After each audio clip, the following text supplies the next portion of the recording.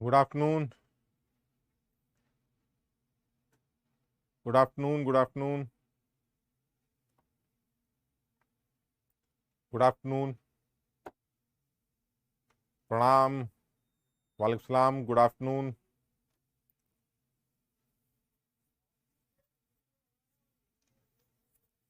आज OP sir थे। हाँ, आज ओपी सर थे, आज ओपी सर नहीं है यहाँ। ओपी सर सैटरडे को लेंगे क्लास, तो मैं आज कल और परसों क्लास लूंगा।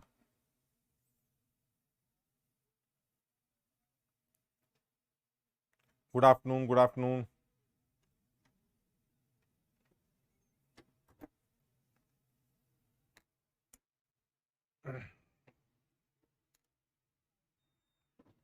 नमस्ते। हाँ, आज आयनिक इक्विलिब्रियम स्टार्ट करेंगे। बस जरा सी 1 सेकंड की जो जरा सी बात है उसको और कवर कर लेते हैं फटाफट। एक हम लास्ट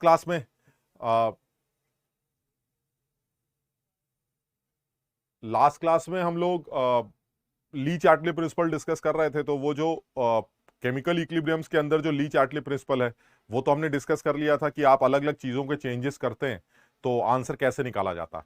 अब इसी के अंदर एक जरा 2 मिनट की बात और करनी है। फिजिकल इक्विलिब्रियम के अंदर प्रेशर टेम्परेचर का क्या असर पड़ता है। तो हाँ, टेस्ट का जो सिलेबस होगा बेटा वो केमिकल इक्विलिब्रियम तक ही रखेंगे। तो केमिकल इक्विलिब्रियम तक ही टेस्ट का सिलेबस रहेगा और उसमें पुराने भी चैप्टर्स के कुछ सवाल डालते रहेंगे ताकि रिवीजन होता रहे। तो पुराने सारे चैप्टर्स मान लेते हैं, उसके सवाल जितने भी कराए गए हैं तुम्हें उसके कुछ कुछ सवाल टेस्ट में डाला जाएगा। और हम केमिकल इक्विलिब्रियम तक देंगे, ऊपर शुरू से लेके आखिर तक केमिकल इक्विलिब्रियम, जिसमें केमिकल इक्विलिब्रियम और गैसियस स्टेट की वेटेज ज्यादा रखेंगे। तो केमिकल इक्विलिब्रियम और जो जो रिसेंट में हुआ है उनकी वेटेज ज्यादा रहेगी और जो पहले हो चुके हैं उनकी वेटेज थोड़ी कम रहेगी। अब प्लस इनऑर्गेनिक के भी कुछ पोर्शन जो ओम सर ने करा दिए हैं उसका भी कुछ पोर्शन का सवाल उसके अंदर डालेंगे। तो इससे होगा यही कि आप प्रॉपर तरीके से कुछ कुछ चीजें आपके ध्यान में बनी रहेंगी, अदरवाइज वो आप भूल जाएंगे। तो एटलीस्ट टेस्ट से पहले एक बार रिवीजन करके थोड़ा थोड़ा टेस्ट देना है ना। तो टेस्ट का सिलेबस यही मान के चलते हैं कि टिल टॉट सिर्फ आयनिक को छोड़कर बाकी जितना भी कराया गया है वो टेस्ट में डाल दिया जाएगा।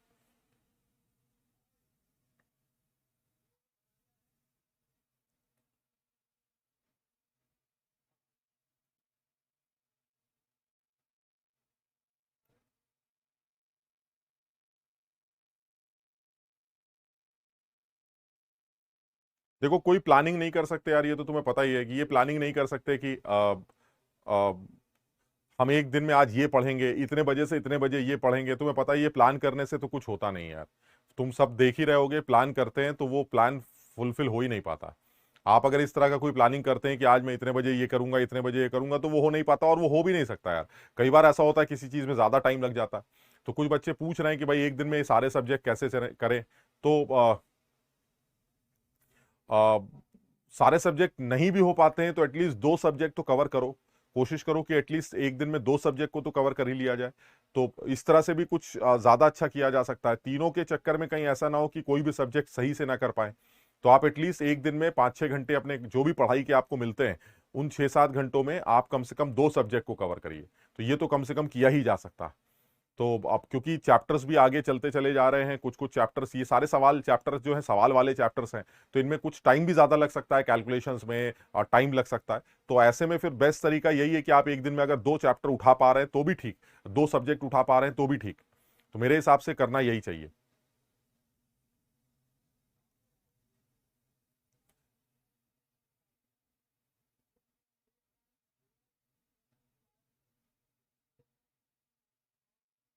ठीक है, तो अब स्टार्ट करते हैं। हमने यहां पर जो बात की थी अब तक वो केमिकल इक्विलिब्रियम में ली चार्टली प्रिंसिपल पर खत्म किया था हमने। अब इसी में जरा सा एक फिजिकल इक्विलिब्रियम की बात और कर लेते हैं यार। जिस तरह से केमिकल इक्विलिब्रियम्स थे उसी तरह से फिजिकल इक्विलिब्रियम है। बस फिजिकल इक्विलिब्रियम में अलग यही है कि वो उन दो लोगों के बीच में बनता है जिनके फिजिकल कॉम्पोजिशन एक जैसे होते हैं। जैसे पानी का बर्फ के साथ, पानी का भाप के साथ, ग्रेफाइट का डायमंड के साथ। यानी कुछ ऐसे केसेस जिसमें सिर्फ फिजिकल चेंजेस नजर आ रहे हो, कोई केमिकल रिएक्शन ना हो रही। यानी कि जैसे वाटर का बर्फ के साथ का कोई इक्विलिब्रियम। तो अगर आइस वाटर इक्विलिब्रियम है तो उस आइस वाटर इक्विलिब्रियम पर क्या असर पड़ता है जब आप टेम्परेचर या प्रेशर वगैरह चेंज करते हैं। तो ये बहुत सीधा सा कॉन्सेप्ट है, इसमें मैं ज्यादा डिटेल में नहीं जाऊंगा, बहुत सीधी सी बात करूंगा कि अगर आप आइस वाटर इक्विलिब्रियम की बात कर रहे हैं या कार्बन ग्रेफाइट या कार्बन डायमंड के इक्विलिब्रियम्स की बात कर रहे हैं, जिसको आप फिजिकल इक्विलिब्रियम बोलते हैं।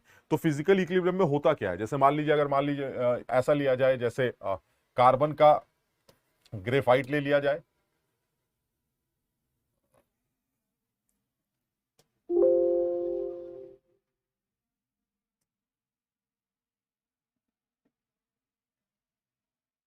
देखो जो चैप्टर आज स्टार्ट करना है उसकी हेडिंग तो डाल ही ली है हमने, आयनिक इक्विलिब्रियम आज स्टार्ट करेंगे, लेकिन उससे पहले जरा 2 मिनट की जो बात करनी है उसके बारे में बात कर रहे हैं। जो 2 मिनट की बात करनी है वो यही है कि अगर आप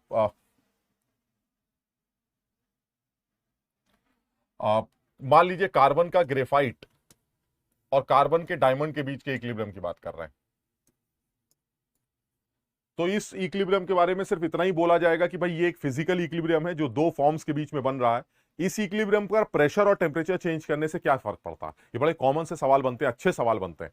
तो मुझे पता है कि ये रिएक्शन कार्बन ग्रेफाइट से कार्बन डायमंड की एक एंडोथर्मिक रिएक्शन, तो अगर ये एक एंडोथर्मिक रिएक्शन है तो एक चीज तो वैसे ही समझ में आ गई कि अगर ये एंडोथर्मिक है तो टेम्परेचर बढ़ाने से रिएक्शन फॉरवर्ड डायरेक्शन में जाएगी। ये तो वही पुरानी वाली बात हो गई कि एंडो का टेम्परेचर अगर आप इंक्रीज करते हैं तो के की वैल्यू बढ़ती, के की वैल्यू बढ़ने से रिएक्शन फॉरवर्ड डायरेक्शन में मूव करती।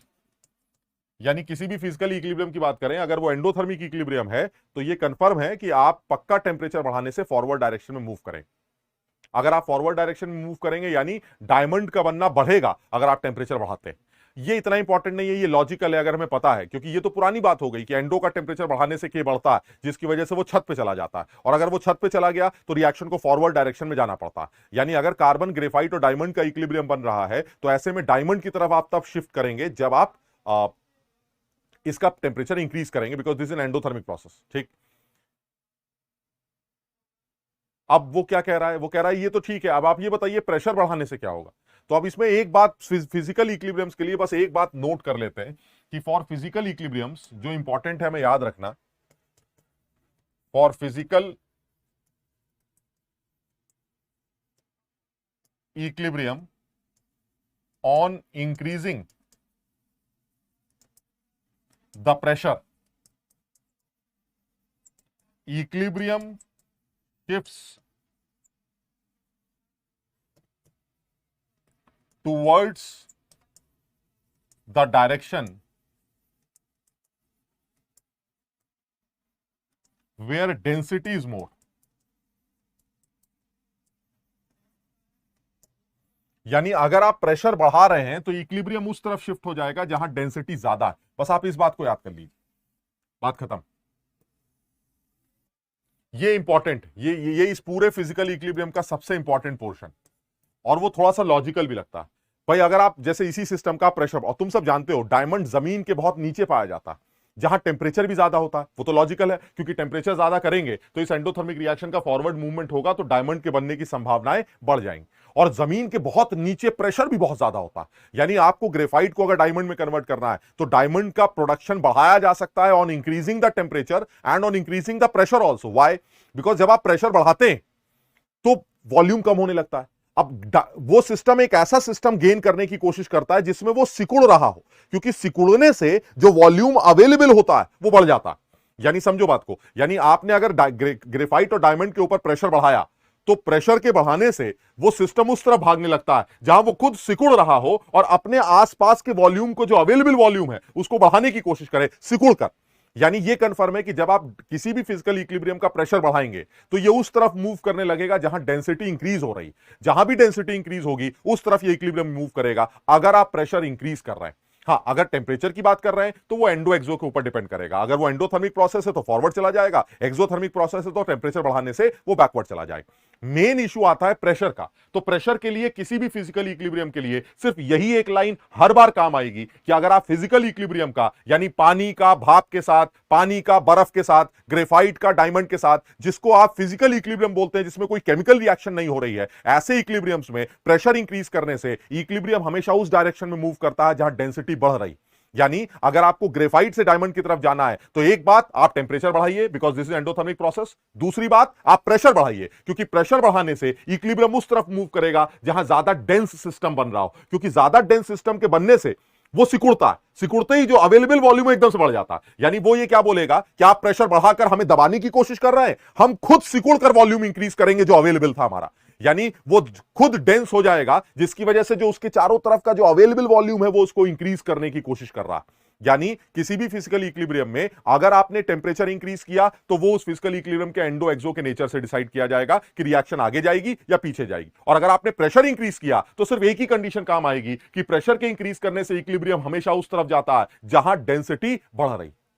बहुत कॉमन सा एक और एग्जांपल ले लेते हैं। मान लीजिए वो मुझसे कहे कि भाई बर्फ और पानी का एक इक्विलिब्रियम बन रहा है। अब आप बताइए बर्फ पानी के इक्विलिब्रियम को आप कैसे एक्सप्लेन करेंगे? तो आप बर्फ पानी के इक्विलिब्रियम को भी एक्सप्लेन कर सकते हैं। कैसे एक्सप्लेन किया जाएगा बर्फ पानी के इक्विलिब्रियम को? अगर आप बर्फ पानी के इक्विलिब्रियम को एक्सप्लेन करते हैं तो उसमें भी यही कहा जाएगा कि इन case of ice water equilibrium, suppose this is H2O liquid and this is in equilibrium with H2O solid, that is this is water and ice equilibrium।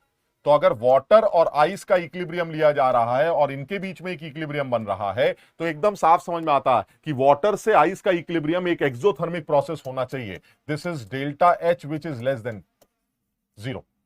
क्योंकि बर्फ अगर पानी अगर बर्फ में कन्वर्ट हो रहा है तो आप एनर्जी रिलीज करेंगे, उल्टा होता तो आप एंडोथर्मिक बोल देते। तो अब वो कह रहा है चलिए ये तो डेल्टा H निगेटिव। अब आप ये बताइए टेंपरेचर बढ़ाने से क्या होगा? तो टेंपरेचर बढ़ाने से ये इक्विलिब्रियम उस तरफ मूव करेगा जहां पर, अब क्योंकि एक्सो है, एक्सो के लिए क्या बोला गया है? एक्सो के लिए बोला जाता है कि अगर आप टेंपरेचर बढ़ाते हैं तो रिएक्शन बैकवर्ड जाती, अगर आप टेंपरेचर घटाते हैं तो रिएक्शन फॉरवर्ड जाती। तो इसका मतलब यह हुआ कि अगर आप आइस वाटर इक्विलिब्रियम की बात करते हैं जिसमें आपने टेंपरेचर को बढ़ा दिया और एक्सोथर्मिक प्रोसेस है, तो हमें पता है कि एक्सो का टेंपरेचर बढ़ागा तो के घटेगा, के घटा तो रिएक्शन बैकवर्ड डायरेक्शन में मूव करनी चाहिए। यानी ये कंफर्म है कि अगर आप इस आइस वाटर इक्विलिब्रियम का टेंपरेचर इंक्रीज करें जो कि एक एक्सोथर्मिक प्रोसेस है तो रिएक्शन पक्का बैकवर्ड डायरेक्शन में मूव करेगी और वो लिक्विड और बनाने की कोशिश करेगी। और ये तो लॉजिकल है यार कि टेंपरेचर बढ़ाने से बर्फ पिघलने लगेगी और वो लिक्विड में कन्वर्ट हो जाएगी। लेकिन प्रेशर वाली बात बच्चों को समझ में नहीं आती कि सर इस सिस्टम का प्रेशर बढ़ाने से क्या होगा। एक ही आंसर आएगा, सर प्रेशर बढ़ाने से आप पक्का इस फिजिकल इक्विलिब्रियम को उस डायरेक्शन में लेके जाएंगे जहां पर डेंसिटी बढ़ रही। अब आप ये डिसाइड करिए कि बर्फ की डेंसिटी ज्यादा होती है या पानी की डेंसिटी ज्यादा होती है। तुमने पढ़ रखा है कि बर्फ पानी के ऊपर तैरती है, इसका मतलब बर्फ की डेंसिटी पानी से कम होती। यानी अगर आपने प्रेशर बढ़ाया तो इक्विलिब्रियम उस तरफ मूव करेगा जहां डेंसिटी इंक्रीज कर रही है और डेंसिटी पानी की तरफ इंक्रीज कर रही है। यानी प्रेशर बढ़ाने से ये इक्विलिब्रियम बैकवर्ड डायरेक्शन में मूव करेगा और वो लिक्विड में कन्वर्ट होना स्टार्ट कर देगा। यानी इस आइस वाटर इक्विलिब्रियम के बारे में अगर यह बोला जाए कि अगर वाटर आइस में या आइस वाटर में कन्वर्ट हो रहा है तो टेंपरेचर का असर ये डेल्टा H डिसाइड करेगा, क्योंकि वो मैंने पहले से याद कर रखा है। और प्रेशर का जो असर है वो डिसाइड करेगा जहां डेंसिटी बढ़ रही। यानी if you increase the pressure of this physical equilibrium shifts towards the direction where density is more. यानी जिस तरफ डेंसिटी ज्यादा है ये उस तरफ मूव करेगा। और आपको पता है कि आइस की जो डेंसिटी है, density of ice is less than density of water. यानी अगर आइस की डेंसिटी पानी की डेंसिटी से कम है तो आपने प्रेशर बढ़ाया, इक्विलिब्रियम ज्यादा डेंसिटी की तरफ भागेगा और ज्यादा जो डेंसिटी है वो ज्यादा डेंसिटी आपको पानी की तरफ मिलेगी। ये नॉर्मल इक्विलिब्रियम। इसी तरह से कोई और इक्विलिब्रियम बना सकते हैं। पानी का भाप के साथ इक्विलिब्रियम बना लिया या पानी का भाप का पानी के साथ इक्विलिब्रियम बना लिया। यानी H2O वेपर्स या लिक्विड को आपने इक्विलिब्रियम दे दिया H2O वेपर्स के साथ, यह भी एक पॉसिबिलिटी है। यानी इस बार ये वाटर है और ये वेपर्स है, ये भी एक फिजिकल इक्विलिब्रियम। अब अगर इस फिजिकल इक्विलिब्रियम की बात करेंगे तो क्या होगा? साफ समझ में आता है sir, this is endothermic process. बिल्कुल साफ समझ में आता है कि आप पानी को भाप में कन्वर्ट करना चाहते हैं तो ये एंडोथर्मिक प्रोसेस होगा। And it is an endothermic process. तो टेंपरेचर की कहानी तो वैसे ही क्लियर हो गई कि सर एंडो के बारे में तो बात हो चुकी है कि अगर एंडो का टेंपरेचर बढ़ाते हैं तो के इंक्रीज करता है और रिएक्शन फॉरवर्ड डायरेक्शन में मूव करती।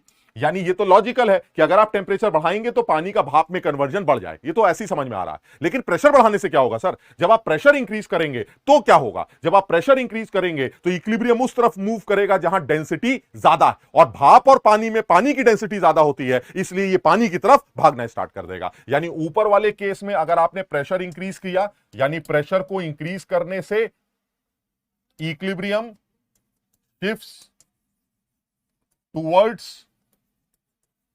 the direction where density is more, that means more ice will melt. Similarly अगर मैं इस वाले की बात करूं तो on increasing the pressure equilibrium shifts towards the direction where density is more. That means more water will form। हाँ, यश physical equilibrium को देखकर पहचानने में आ जाएगा जिसमें आपको ऐसा लगेगा जैसे एक एलोट्रॉप फॉर्म दूसरे एलोट्रॉप फॉर्म में कन्वर्ट हो रहा है, या एक सिस्टम दूसरे सिस्टम में कन्वर्ट हो रहा है जिसमें सिर्फ फिजिकल चेंजेस हैं, जिसमें कोई केमिकल रिएक्शन नहीं हो रही है। यानी अलग अलग फेजेस इन्वॉल्व हैं किसी एक पर्टिकुलर सब्सटेंस के, जैसे भाप, gaseous phase, liquid phase, solid phase, liquid phase, solid phase, gaseous phase, carbon का एक एलोट्रॉप, कार्बन का दूसरा एलोट्रॉप। यानी जहां पर एलोट्रॉप्स का इन्वॉल्वमेंट होगा या जहां पर फेजेस का इन्वॉल्वमेंट होगा उसे आप फिजिकल इक्विलिब्रियम बोलेंगे, जिसमें कोई दो लोग आपस में रिएक्ट नहीं कर रहे हैं। तो ऐसे फिजिकल इक्विलिब्रियम्स में ली चैटले प्रिंसिपल कैसे काम करता है, मैं इसके बारे में बात कर रहा हूं। यानी अगर आप फिजिकल इक्विलिब्रियम की बात करते हैं तो बिल्कुल सीधी सी बात हो रही है, सर आप टेंपरेचर बढ़ाएंगे तो इक्विलिब्रियम उस तरफ भागेगा जहां के, अगर के बढ़ा तो फॉरवर्ड भागेगा, अगर के घटा तो बैकवर्ड भागेगा। बिल्कुल सीधी बात, और वो मैंने पहले याद कर रखी है कि अगर एंडोथर्मिक प्रोसेस है तो टेंपरेचर बढ़ाने से रिएक्शन फॉरवर्ड जाएगी, और अगर एक्सोथर्मिक रिएक्शन है तो टेंपरेचर के बढ़ाने से वो बैकवर्ड चली जाएगी। वो मुझे पता चल जाएगा। दूसरा जो मुश्किल पार्ट आता है वो प्रेशर का आता है। प्रेशर का क्या रिलेशन आता है फिजिकल इक्विलिब्रियम में, और वो बिल्कुल सीधा बोला गया है, आप प्रेशर बढ़ाएंगे इक्विलिब्रियम उस तरफ भागेगा जहां वो अपने आप को सिकोड़ रहा हो। जैसे ही वो अपने आप को सिकोड़ेगा तो एकदम से वॉल्यूम बढ़ जाएगा उसके चारों तरफ का। यानी वो अपने आप को छोटा करके अपने अवेलेबल वॉल्यूम को बढ़ाने की कोशिश कर रहा है और आप उसको घटाने की कोशिश कर रहे हैं। यानी उस तरफ भागना है जहां डेंसिटी बढ़ रही, और डेंसिटी कहां बढ़ रही है वो आपको पहले से पता है। यानी in case of ice water equilibrium, और if you increase the pressure of the system, ice ज्यादा मेल्ट करने लगती। In case of water and vapour equilibrium, if you increase the pressure, vapour liquid में ज्यादा कन्वर्ट होने लगती है। यानी पानी का फॉर्मेशन बढ़ रहा है आइस वाटर इक्विलिब्रियम में, अगर आप प्रेशर बढ़ाते हैं। पानी का फॉर्मेशन बढ़ रहा है आइस और वाटर के इक्विलिब्रियम में, अगर आप प्रेशर बढ़ा रहे हैं। यानी कहने का मतलब किसी भी फेज इक्विलिब्रियम या फिजिकल इक्विलिब्रियम को ले लीजिए, आप बड़ी आसानी से यह डिसाइड कर सकते हैं कि आपके टेंपरेचर का और प्रेशर का इस फिजिकल इक्विलिब्रियम पर क्या असर पड़ने वाला है। बिल्कुल आसान है एकदम। मतलब मेरे हिसाब से आप अगर अपनी ज्यादा अकल ना लगाएं तो मुझे जो सीधी बात समझ में आती है वो इतनी समझ में आती है कि for physical equilibriums, if you increase the pressure, equilibrium shifts towards the direction where density is increasing. That's it, और कुछ नहीं सोचना है। और जहां तक टेंपरेचर का वेरिएशन है वो तो ऑब्वियस है। टेंपरेचर के वेरिएशन के लिए तो आप बिल्कुल साफ जानते हैं कि आप टेंपरेचर के बढ़ाने से रिएक्शन को आगे तभी लेके जाते हैं जब वो एंडोथर्मिक प्रोसेस हो, और टेंपरेचर के बढ़ाने से रिएक्शन पीछे तब भागती है जब वो एक्सोथर्मिक प्रोसेस हो। तो आप ये भी डिसाइड कर सकते हैं कि टेंपरेचर का असर क्या है और प्रेशर का असर क्या है। बाकी कोई चेंजेस इसके अंदर है ही नहीं, क्योंकि ये कोई बर्तन के अंदर होने वाला कोई खास ऐसा इक्विलिब्रियम नहीं है। तो हमें प्रेशर और टेंपरेचर के रिलेशंस के बारे में साफ समझ में आना चाहिए। हाँ अंकुश, ये मुझे थोड़ा थोड़ा तो आइडिया है, वैसे वो एग्जाम में देता है कि भाई मुझे कैसे पता चला कि आप एंडो हैं या एक्सो। तो थोड़ा थोड़ा लॉजिक है मेरे पास कि जब आप वाटर को आइस के पास लेके जा रहे हैं तो इसका मतलब वाटर में से आप हीट खींच रहे हैं, तो that means this is an exothermic process, is logical. आप आइस को वाटर में कन्वर्ट कर रहे हैं तो आप एनर्जी दे रहे हैं, तो that is an endothermic process. आप पानी को भाप में कन्वर्ट कर रहे हैं तो इसका मतलब है आप एनर्जी दे रहे हैं, तभी वो भाप में कन्वर्ट हो रहा है। आप भाप को पानी के पास लेके जा रहे हैं तो दैट मींस आप उसमें से एनर्जी खींच रहे हैं। तो कुछ कुछ तो आइडिया है, लेकिन कुछ जगहों पर जहां आपको आइडिया नहीं होगा किसी फिजिकल इक्विलिब्रियम का, आपको वो डेल्टा एच की वैल्यू बगल में लिख के दे देगा, आपको पता चल जाएगा कि एंडो है या एक्सो। और एंडो एक्सो पता करते ही आप के का टी के साथ रिलेशन निकालेंगे और रिएक्शन को फॉरवर्ड या बैकवर्ड भगा के छोड़ देंगे। प्रेशर वाली बात जो दिक्कत करती है वो नहीं समझ में आती, उसके लिए बिल्कुल एक सीधी बात बोली गई, हम ज्यादा दिमाग ही नहीं लगा रहे। If you increase the pressure, equilibriums उस तरफ भागेंगे जिस तरफ डेंसिटी ज्यादा है। लेकिन आप सिर्फ फिजिकल इक्विलिब्रियम की बात कर रहे हैं। फिजिकल इक्विलिब्रियम्स हमेशा उस तरफ भागते हैं जहां डेंसिटी बढ़ जाती है अगर आप प्रेशर बढ़ाएं, सीधी सी बात। लॉजिक क्लियर है कि प्रेशर बढ़ाने से उस सिस्टम को एकदम से लगता है अरे ये तो मेरे चारों तरफ के वॉल्यूम को कम करने की कोशिश कर रहा है, तो वो सिस्टम उस तरफ भागता है जहां खुद तो सिकुड़ जाए और अपने ऊपर के वॉल्यूम को बढ़ाने की कोशिश करे। यानी इसलिए वो उस तरफ भागता है जहां डेंसिटी बढ़ रही हो और वो बढ़कर डेंसिटी बढ़ी हुई सिस्टम की तरफ जाकर अपने आप को सिकोड़े और अवेलेबल वॉल्यूम को इंक्रीज करने की कोशिश करे।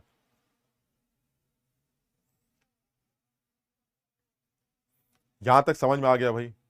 अब दोनों लोग सेम फेज में ही है यार, इस तरह का जिसको आप एलोट्रॉप्स का फॉर्म बोलते हैं। एक बच्चा पूछ रहा है अगर दोनों लोग सेम फेज में हो, अगर दोनों लोग सेम फेज में है तो आप एलोट्रॉप्स की बात कर रहे हैं, यानी कार्बन का सॉलिड फेज ग्रेफाइट भी है, कार्बन का सॉलिड फेज डायमंड भी है। ये एक एलोट्रॉप्स का कन्वर्जन, और ये हाई कन्वर्जन जो आपने देखा डायमंड का बनना, ये हाई टेम्परेचर और हाई प्रेशर पर ही फीजिबल होता है, क्योंकि आप जानते हैं जमीन के बहुत नीचे ज्यादा टेम्परेचर और ज्यादा प्रेशर पर ही डायमंड पाया जाता। यानी कार्बन ग्रेफाइट को या कार्बन को क्रिस्टलाइज करके प्लाज्मा डिपोजिशन करके आप डायमंड में कन्वर्ट करते हैं, लेकिन उसके लिए आपको मेल्टिंग भी चाहिए होती है और उसके लिए आपको हाई प्रेशर भी चाहिए होता है। तो that means you need high pressure and high temperature to form graphite into to convert graphite into diamond.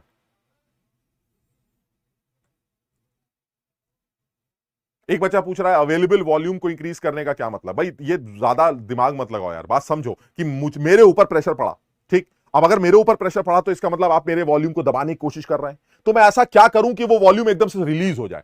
तो मैं एकदम से सिकुड़ जाऊंगा, तो जो अवेलेबल वॉल्यूम है वो बढ़ जाए। यानी आप वॉल्यूम घटाने की कोशिश कर रहे हैं, मैं सिकुड़ कर उस वॉल्यूम को बढ़ाने की कोशिश कर रहा हूं। यानी मैं उस तरफ भागूंगा जहां मैं सिकुड़ रहा हूं, जहां मेरी डेंसिटी बढ़ रही है, और मेरी ज्यादा डेंसिटी तब बढ़ती है जब मैं डायमंड की तरफ भागता हूं, या आइस वाटर में आइस की तरफ भागता हूं, या वाटर और वेपर में वाटर की तरफ भागता हूं। यहां तक सबके समझ में आ गया? ठीक।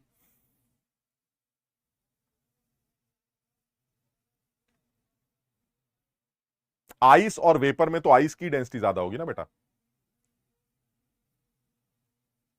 हाँ, करण ऐसा कर सकते हैं, अगर आप घर में उतना प्रेशर और उतना टेम्परेचर क्रिएट कर सकें तो आप ग्रेफाइट को डायमंड में कन्वर्ट कर सकते हैं, लेकिन उसके लिए आपको चारों तरफ के वॉल्यूम को क्लोज करना पड़ेगा। क्वेश्चन इस पे सूर्या बिल्कुल इसी टाइप के आते हैं, बिल्कुल सेम यही क्वेश्चंस आते हैं जो तुम्हारे सामने करा दिया मैंने, बिल्कुल सेम। कुछ नहीं करेगा, सीधे सीधे एक फिजिकल इक्विलिब्रियम देगा और प्रेशर और टेम्परेचर को लिंक करवाएगा। आप सिर्फ इतना ध्यान रखिएगा, अगर एंडो है तो क्या करना है, एक्सो है तो क्या करना है। पहली बात यानी टेम्परेचर के चेंजेस एंडो एक्सो से डिसाइड हो जाएंगे, और दूसरा प्रेशर का चेंज डेंसिटी से डिसाइड हो जाएगा। जिस तरफ डेंसिटी ज्यादा है उस तरफ इक्विलिब्रियम भागने लगेगा, अगर आप प्रेशर बढ़ा रहे हैं तो। आइस और वाटर में आइस की डेंसिटी कम होती है, इसलिए आइस पानी के ऊपर फ्लोट करती है, और उसका रीजन तुम्हें पता है, तुम्हें केमिकल बॉन्डिंग में पढ़ाया गया होगा या पढ़ाया जाएगा कि आइस का स्ट्रक्चर एक ओपन केज लाइक स्ट्रक्चर होता है। केज किसे कहते हैं? केज उसे कहते हैं जिसे पिंजड़ा कहा जाता है। पिंजड़ा किसे कहते हैं? पिंजड़े का मतलब कोई आदमी अंदर बंद है, उसी को तो पिंजड़ा बोलते हैं ना। भाई मैं पिंजड़े में हूं, इसका मतलब मुझे किसी ने बंद कर रखा है, तो उसको पिंजड़ा का स्ट्रक्चर या केज लाइक स्ट्रक्चर इसलिए कहा जाता है क्योंकि जब वाटर आइस में कन्वर्ट होता है तो उस स्ट्रक्चर के अंदर कुछ बड़े साइज के एटम फंस जाते, ऐसे बंद हो जाते हैं, इसलिए उसको केज लाइक स्ट्रक्चर बोलते हैं। जैसे जिनन है, एक्सी एक्सी या कोई बड़ी एटम जो होते हैं वो कई बार आइस बनते वक्त आइस के अंदर ट्रैप हो जाते हैं। ट्रैप होने की वजह से इस आइस के स्ट्रक्चर को केज लाइक स्ट्रक्चर बोला जाता है। हाँ, अगर कोई छोटा एटम है जैसे हीलियम फीलियम, वो छेद में से निकल जाते हैं, लेकिन बड़े साइज का एटम उसी पिंजड़े में दब जाते हैं, जिसकी वजह से आइस के स्ट्रक्चर को केज लाइक स्ट्रक्चर का नाम दिया जाता है, क्योंकि वो पिंजड़े की तरह बिहेव करता है उन लोगों के लिए जो बड़े साइज के एटम हैं, जो निकलना चाह रहे थे लेकिन आइस के बनते ही वो वहां ट्रैप हो गए, जिसकी वजह से नए तरह के कंपाउंड्स बनते हैं जिनको क्लैथरेट्स वगैरह कहा जाता है। ये केमिकल बॉन्डिंग में तुम्हें ये बातें बताई जाएंगी, ठीक? अच्छा, अब इसी में आयनिक इक्विलिब्रियम की बात करते हैं। अब ये चैप्टर स्टार्ट करते हैं, और हाँ, इसके अंदर एक रिलेशन आता है, तुमने पढ़ा होगा डेल्टा जीज आरटीएलएन के। कुछ डीपीपी में एक दो सवाल मैं उसके ऊपर डाल रहा हूं, लेकिन मुझे सिर्फ उसके फॉर्मूले से ही मतलब कि delta G naught is minus RTLN K, आप उससे फ्री एनर्जी चेंज को यूज करके इक्विलिब्रियम कांस्टेंट की वैल्यू या इक्विलिब्रियम कांस्टेंट को यूज करके free energy change, standard free energy change calculate कर सकते हैं। इतनी बात सिर्फ उससे रिलेटेड। बाकी जब थर्मोडायनेमिक्स में करेंगे तो इस डेल्टा जी का जो रिलेशन आता है, इसके फॉर्मूले को डिराइव करके भी दिखा देंगे कि ये फॉर्मूला बनता कैसे है, और इलेक्ट्रोकेमिस्ट्री में भी इसका डेरिवेशन दोबारा आ जाएगा, तो वहां से भी इस बात को समझ लेंगे। तो अभी के लिए इस चैप्टर में इतनी बातें करके आप इनके क्वेश्चंस वगैरह की प्रैक्टिस करते हैं, ठीक है? अच्छा, अब और आगे बढ़ते हैं। और आगे बढ़ते हैं। अब आते हैं आयनिक में। यार आयनिक बड़ा इंपॉर्टेंट चैप्टर है, तुम्हें पता है। थोड़ा सा घबराहट भी होती है क्योंकि एक मुश्किल चैप्टर में काउंट किया जाता है, लेकिन अगर कोई आदमी इसको शुरू से समझता हुआ चले तो आयनिक एक सिंपल चैप्टर बन सकता है, अगर बहुत गंदे या बहुत बड़े सब्जेक्टिव लेवल के सवालों की बात ना की जाए। यानी आईआईटी के एडवांस लेवल तक की अगर बात की जाए तो ये एक सिंपल चैप्टर है। अगर आप शुरू से लेकर आखिर तक बिल्कुल कॉन्टिन्यूएशन में चलेंगे तो ये चैप्टर कहीं से भी मुश्किल नहीं लगेगा। मेरे हिसाब से इस आयनिक इक्विलिब्रियम के कुछ 5 टॉपिक्स हैं जो मुझे डिसाइड करने हैं, जो मुझे पढ़ने चाहिए, जो हमारे लेवल पर हमें आने चाहिए, जिनमें सबसे पहले मैं उन टॉपिक्स के नाम लिख रहा हूं। उन टॉपिक्स की अगर बात करें तो सबसे पहले आयनिक इक्विलिब्रियम के अंदर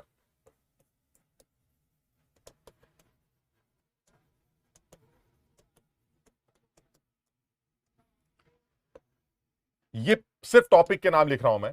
सबसे पहले पीएच कैलकुलेशन से रिलेटेड बातें होनी चाहिए। उसके बाद सेकंड टॉपिक होना चाहिए सॉल्ट हाइड्रोलिसिस का।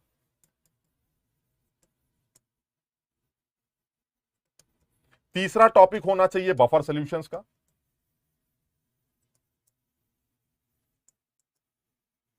चौथा टॉपिक होना चाहिए सॉल्ट सॉल्युबिलिटी का। और पांचवा टॉपिक होना चाहिए टाइट्रेशन कर्व्स का।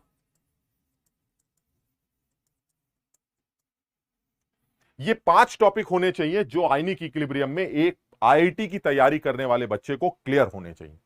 तो मैं लाइन से एक एक टॉपिक डिस्कस करूंगा जिसमें थोड़ा सा टाइम लग सकता है, लेकिन डिटेल में इसको समझने की कोशिश करेंगे बिकॉज ये इंपॉर्टेंट माना जाता है। यानी पीएच कैलकुलेशंस में क्या क्या करना है, स्ट्रॉन्ग एसिड्स की पीएच कैसे निकलती है, स्ट्रॉन्ग एसिड्स के मिक्सचर की पीएच कैसे निकलती है, वीक एसिड की पीएच कैसे निकलती है, वीक एसिड्स के मिक्सचर की पीएच कैसे निकलती है, पॉलीप्रोटिक एसिड्स की पीएच कैसे निकलती है, बेसिस की पीएच कैसे निकलती है, वगैरह वगैरह। ठीक, ये सारी बातें आ जाएंगी।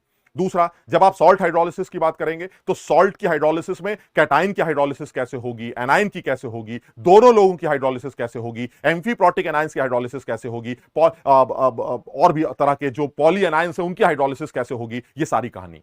बफर सॉल्यूशंस में भी बफर सॉल्यूशंस को डिफाइन किया जाएगा, उनकी बफर कैपेसिटीज के बारे में बात की जाएगी, और बफर सॉल्यूशंस में कुछ खास चीजें जो इंपॉर्टेंट हैं, जो बहुत अजीब सी हैं, जो बच्चों को नहीं समझ में आती क्योंकि वो ध्यान नहीं देते, उसके बारे में डिस्कशन की जाएगी। सॉल्ट सॉल्युबिलिटी सबसे ज्यादा इंपॉर्टेंट है। जेई पॉइंट ऑफ व्यू से भी बहुत सारे सवाल सॉल्ट सॉल्युबिलिटी पे बनाए जाते हैं। सॉल्ट्स की सॉल्युबिलिटी पानी के अंदर, सॉल्ट्स की सॉल्युबिलिटी बफर्स के अंदर, सॉल्ट्स की सॉल्युबिलिटी कॉमन आयन के पेस में, ऐसे सॉल्ट जिनमें एनायनिक हाइड्रोलिसिस हो सकती है उनकी सॉल्युबिलिटी, तमाम केसेस जो सॉल्ट सॉल्युबिलिटीज के बन सकते हैं वो सारे डिस्कस किए जाएंगे, और लास्ट में टाइट्रेशन कर्व्स किए जाएंगे। अगर तुम तब तक जिंदा रहे तो हम टाइट्रेशन कर्व्स के बारे में बात कर लेंगे, क्योंकि ये चीजें थोड़ी सी समझने वाली।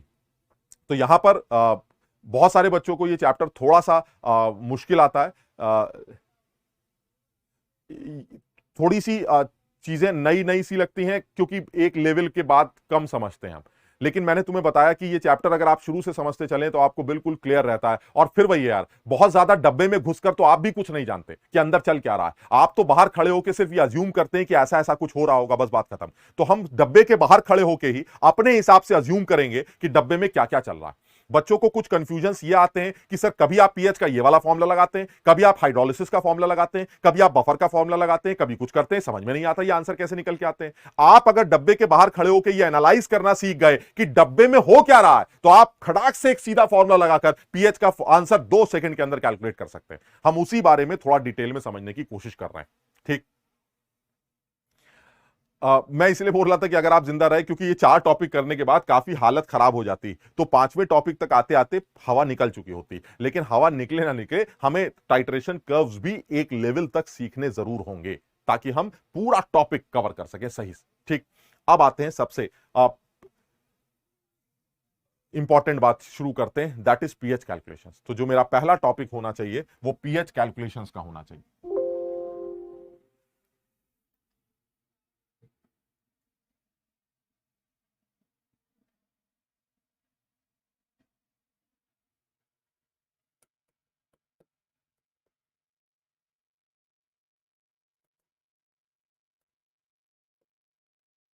सबसे पहला केस बनाएंगे फॉर स्ट्रॉन्ग एसिड्स। सबसे पहला केस बनाने की कोशिश कर रहे हैं स्ट्रॉन्ग एसिड्स की पीएच कैसे कैलकुलेट करें।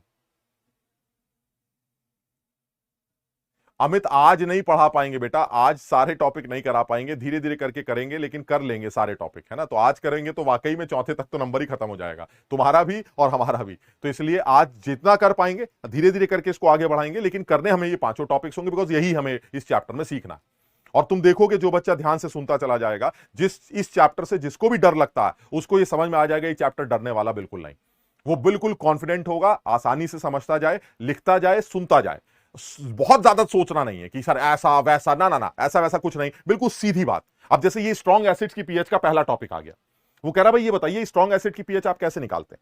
तो मैंने कहा देखिए ऐसा, मैं ज्यादा डिटेल में नहीं जाता, मुझे एक चीज समझ में आती है कि आपके पास जो स्ट्रॉन्ग एसिड या कोई भी चीज हो, अगर आप उस सिस्टम की पीएच कैलकुलेट करना चाहते हैं तो मुझे सिर्फ एक फॉर्मूला बताया गया है, that is pH is equal to minus log H plus concentration, यानी डाइल्यूट एसिड्स की या डाइल्यूट सॉल्यूशंस की पीएच का ये एक फॉर्मूला।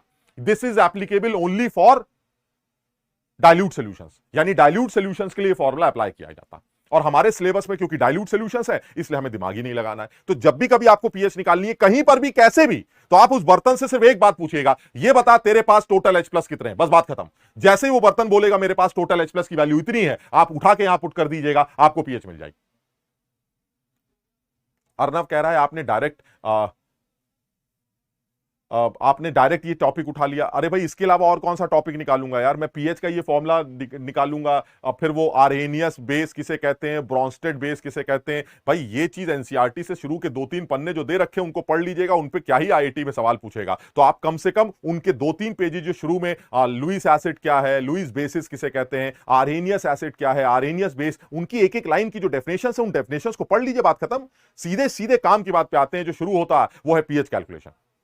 ठीक है, ये ठीक है। अब आते हैं कि कैटलिस्ट का रिएक्शन के रेट पर असर पड़ता है, लेकिन इक्विलिब्रियम कांस्टेंट पर कोई असर नहीं पड़ता। रिएक्शन का रेट बदल जाता है क्योंकि कैटलिस्ट किसी भी रिएक्शन को एक नए पाथ से लेके जाता है जिसकी एक्टिवेशन एनर्जी कम होती, जिससे रिएक्शन का रेट इंक्रीज कर जाता, लेकिन इक्विलिब्रियम कांस्टेंट पर उसका कोई भी असर देखने को नहीं मिलता। अच्छा, अब शुरू कर रहे हैं भाई, यानी अगर मुझे पीएच कैलकुलेट करनी है तो मुझे माइनस लॉग H प्लस से निकालना है। ठीक, अब क्या करें? तो ऐसे में सर आप H प्लस की कॉन्सेंट्रेशन बता दीजिएगा, मेरा काम चल जाएगा। तो मैंने एक एक करके एग्जाम्पल लेना स्टार्ट किया है। ठीक, पहला वो ये कह रहा है कि भाई स्ट्रॉन्ग एसिड आपके पास है, ये बर्तन है, आप मुझे बताइए कि अगर मेरे पास 10 रेज पावर, या एक जनरल बात कर लेते हैं कि अगर मेरे पास C मोलर H प्लस हो तो C मोलर H प्लस की pH, C molar HCl solution की आप पीएच कैसे निकालेंगे। मान लीजिए C मोलर HCl सोल्यूशन, अब अगर आपके पास C मोलर HCl सोल्यूशन है तो इसकी पीएच आप कैसे कैलकुलेट करेंगे। तो इसका मतलब this is a solution, solution का मतलब समझते हो कि इसके अंदर पानी भी पड़ा, तो अब वो पीएच कैसे कैलकुलेट करेगा। वो कह रहा है देखिए बड़ा आसान है कि आपके पास जो HCl है, क्योंकि वो स्ट्रॉन्ग एसिड है तो वो 100% डिसोसिएट करेगा। Strong acids are strong electrolytes जो वाटर के अंदर 100% डिसोसिएट करते हैं। अब अगर वो 100% डिसोसिएट करते हैं तो ऐसे में अगर आपको इस HCl की पीएच चाहिए तो आप ये जानते हैं कि अगर HCl की कॉन्सेंट्रेशन C है तो जब वो पूरा का पूरा टूट जाएगा तो जो H प्लस की कॉन्सेंट्रेशन बनेगी वो भी C बनेगी। यानी शुरू में तो ये दोनों जीरो होंगे, फिर ये पूरा टूट जाएगा और इन दोनों की कॉन्सेंट्रेशन C और C बन जाएगी। यानी जो लग रहा है वो ये कि जो H प्लस हैं, जो एसिड से निकल के आ रहे हैं, ये H प्लस C मोलर होने चाहिए, और अगर ये C मोलर होने चाहिए तो पीएच की वैल्यू माइनस लॉग C के बराबर आनी चाहिए, क्योंकि H प्लस की कॉन्सेंट्रेशन C है, बात खत्म हो गई। तो उसने पूछा कि भाई ये बताइए ये ऐसा ऐसा ऐसा अगर आप करते हैं तो हर बार किसी स्ट्रॉन्ग एसिड की पीएच आप निकालने के लिए हर बार यही काम करेंगे। मैंने कहा बिल्कुल यही काम करेंगे। कह रहा अच्छा एग्जांपल लेके बताइए। तो मैंने एक एक करके एग्जांपल लिया। उसने कहा ये बताइए 10⁻³ मोलर HCl की पीएच आप कैसे निकालें।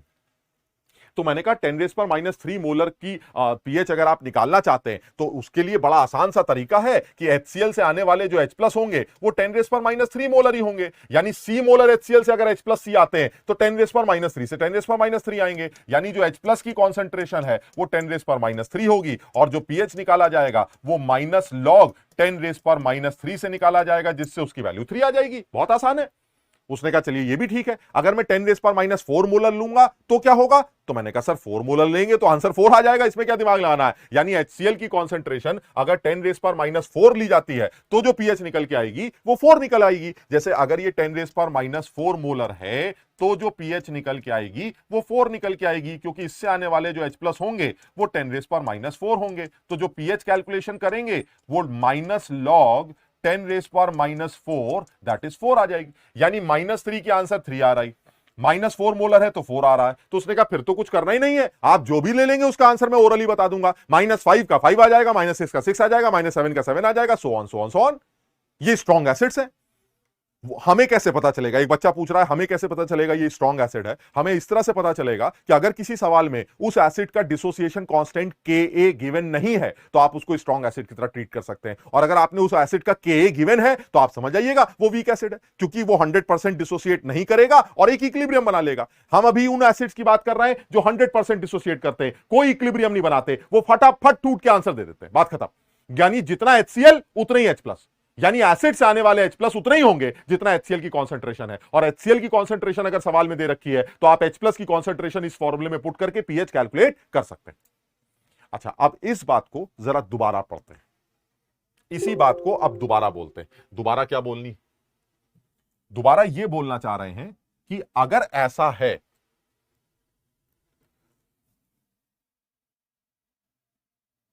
तो ये बताइए, एक बार जरा फटाफट ये बताइए 10⁻² मोलर HCl की आप pH क्या लिखेंगे? तो मैंने कहा इसका आंसर 2 आएगा।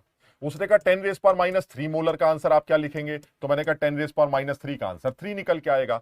10⁻⁴ का आंसर आप क्या लिखेंगे? तो मैंने कहा 10⁻⁴ का आंसर 4 आएगा। उसने कहा 10⁻⁵ का आंसर क्या लिखेंगे? तो 10⁻⁵ का आंसर 5 आएगा। उसने कहा 10⁻�6 मोलर का आंसर क्या लिखेंगे? तो 10⁻�6 मोलर का आंसर 6 आएगा। 10⁻7 मोलर का आंसर क्या लिखेंगे? तो उसने कहा 10⁻7 मोलर का आंसर 7 आएगा। कह रहा है ये क्या कर रहे हैं सर, ये तो गलत कर रहे हैं आप। मैंने कहा क्यों? कह रहा है सर ये HCl है। तो मैंने कहा उससे क्या होता है? कह रहा है HCl है तो सर एसिड होगा। हाँ एसिड होगा, और अगर एसिड है तो उसकी pH 7 से कम होनी चाहिए 25 डिग्री सेंटीग्रेड पर। यानी 25 डिग्री सेंटीग्रेड पर जो स्केल बनाया गया है pH का, वो स्केल ये कहता है कि 25 डिग्री सेंटीग्रेड पर 7 इज माई न्यूट्रल पॉइंट। 7 मेरा न्यूट्रल पॉइंट होता है। और 7 के जो ऊपर वाले लोग हैं 6, 5, 4 ये एसिड्स होते हैं, और 7 से जो नीचे वाले लोग हैं 8, 9, 10 ये मेरे बेसिक होते हैं। यानी 25 डिग्री सेंटीग्रेड पर जो pH स्केल बनाया गया है वो ये बनाया गया है कि 7 को न्यूट्रल माना जा सकता है। 7 से कम pH है तो एसिडिक होगा, 7 से ज्यादा है तो बेसिक होगा एट 25। हां, अगर आपने टेम्परेचर चेंज किया तो हो सकता है कि 7 वो न्यूट्रल ना रहे, वो एसिड बन जाए या वो बेस बन जाए। मैंने कहा ये क्या मतलब होता है? कह रहा बिल्कुल हो सकता है। आप देखिए कैसे निकाला जाएगा, ये बिल्कुल आसान है। H2O भी एक इक्विलिब्रियम फॉर्म करता है H+ और OH- का, और इस H2O का जो Kw वैल्यू होता है वो H+ इंटू OH- से निकाला जाता है। At 25 degree centigrade Kw of water is 10⁻⁻14। 25 degree centigrade पर पानी का ये जो आयनिक प्रोडक्ट है वो 10⁻⁻14 माना जाता। देवाशीष 1 मोलर की भी बात करेंगे, अभी एक सेकंड 1 मोलर की भी बात करेंगे। आप जरा एक सेकंड के लिए समझिए इस बात को। pH की वैल्यू यानी Kw की जो वैल्यू है वो 10⁻⁻14 है अगर आप पानी की बात कर रहे हैं 25। अब आप ये भी जानते हैं कि पानी से आने वाले H+ और OH- बराबर होते हैं। इसका मतलब ये हुआ H और OH का जो मल्टीप्लीकेशन है अगर वो -14 है और ये दोनों बराबर हैं तो इससे ये पता चल जाता है कि जो H+ की वैल्यू आएगी वो 10⁻⁷ मोलर आएगी। इसका मतलब यह हुआ कि जो pH होगी वो 7 होगी। किसकी? पानी की। कब? 25 डिग्री। यानी पानी जो कि न्यूट्रल है 25 डिग्री सेंटीग्रेड पर 7 pH इज न्यूट्रल पॉइंट।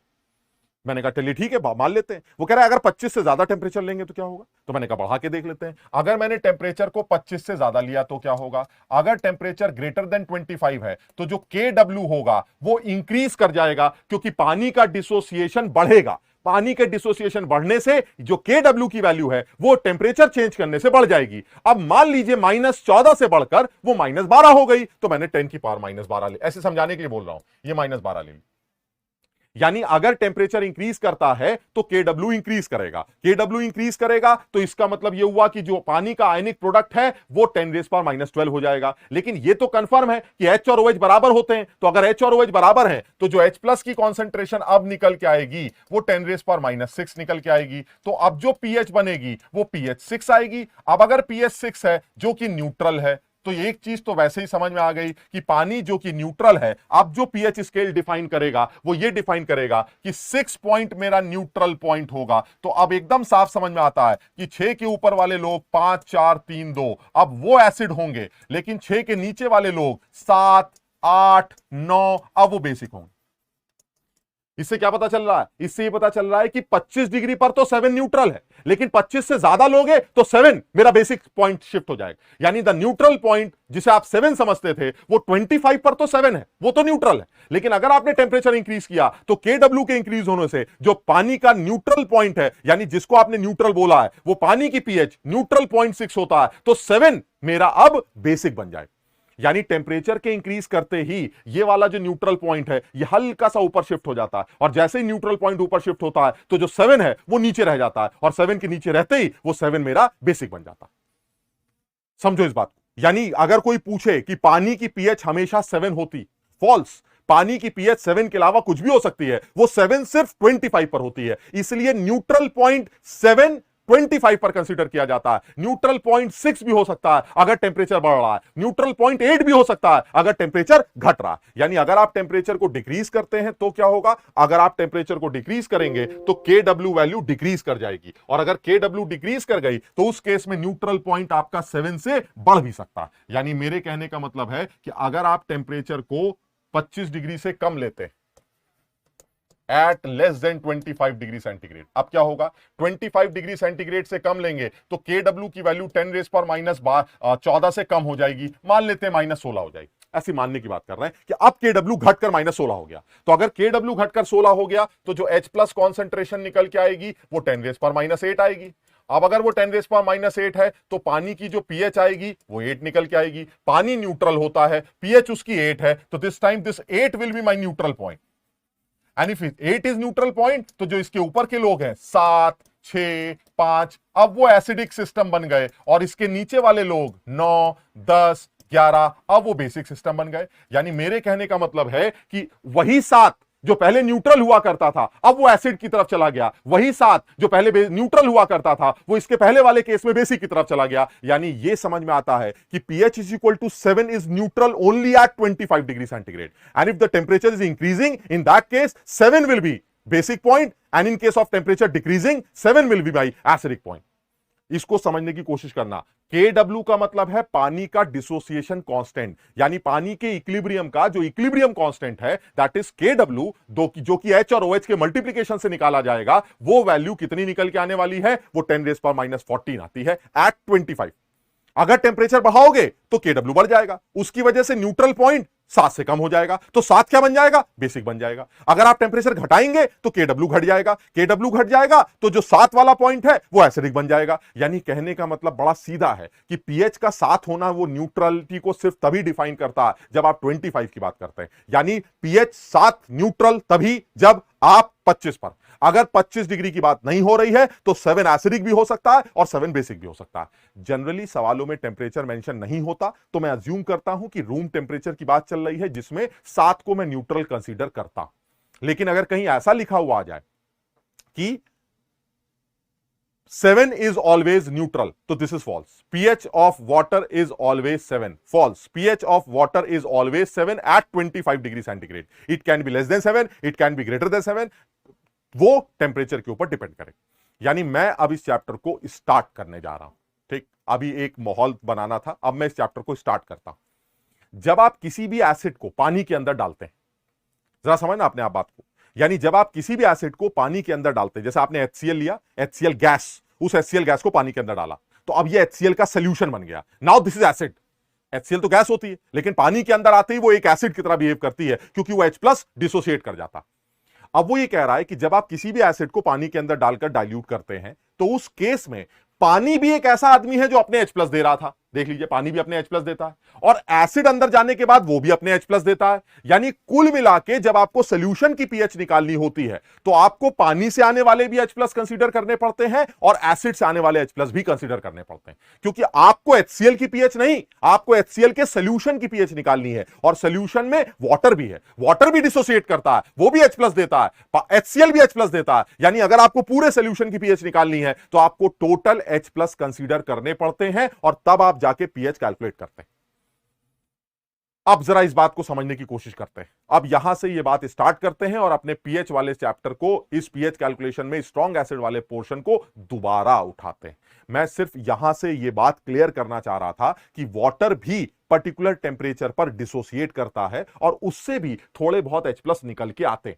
वो भी पीएच के कैलकुलेशन में रोल प्ले कर सकता है, क्योंकि वो भी उस सॉल्यूशन में प्रेजेंट है जिस सॉल्यूशन की पीएच हमें कैलकुलेट करनी। यानी पानी की बात कभी तो सुनी जाती है और कभी पानी की बात नहीं सुनी जाती। अब मैं इस बारे में बात करता हूं कि जब नहीं सुनी जाती तब तो कोई बात ही नहीं है, और जब सुनी जाती है तो सुनते कैसे हैं पानी की बात, वो H+ कितना देगा ये कैसे निकाला जाता। KW रोहित, KW पानी का डिसोसिएशन कांस्टेंट है। पानी के इक्विलिब्रियम का इक्विलिब्रियम कांस्टेंट, जिसको आयनिक प्रोडक्ट कहा जाता है, वो KW, वही KC। जैसे आप केसी लिखते हैं, उसी केसी का एक नया नाम KW रख दिया, क्योंकि पानी है, पानी टूट रहा है, तो मैंने उसको KW बोल दिया। कभी एसिड टूट रहा होगा तो उसी केसी को Ka बोल दूंगा, कभी बेस टूट रहा होगा उसी केसी को Kb बोल दूंगा, कभी सॉलिबिलिटी का आंसर इक्विलिब्रियम बनेगा तो उसी केसी को KSP बोल दूंगा, कभी कुछ, वही केसी के नए नए नाम रिएक्शन को देख देख कर रख दिए जाएंगे। कोई नई बात थोड़ी ना है, ये वही केसी है जो आपने पहले पढ़ा।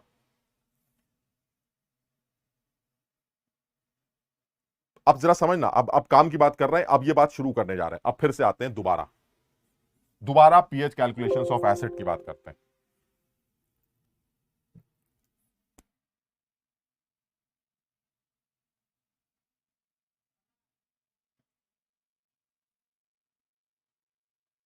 क्या बात करते हैं,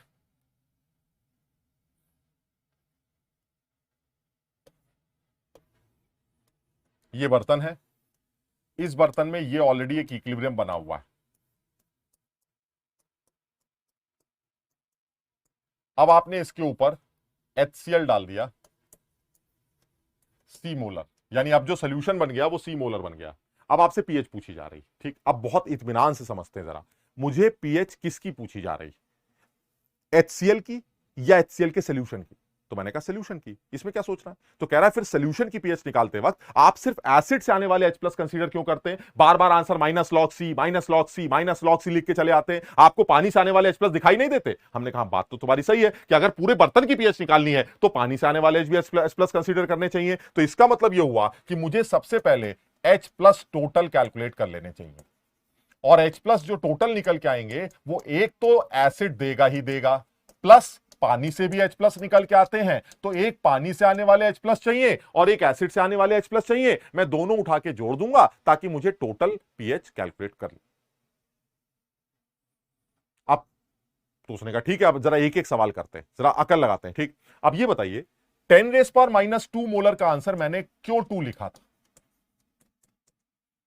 मैंने इसलिए इसको 2 लिखा था क्योंकि मुझे यह पता है कि वाटर से आने वाले H+ 25 डिग्री सेंटीग्रेड पर 10⁻⁻7 होते हैं, बहुत कम with respect to this value.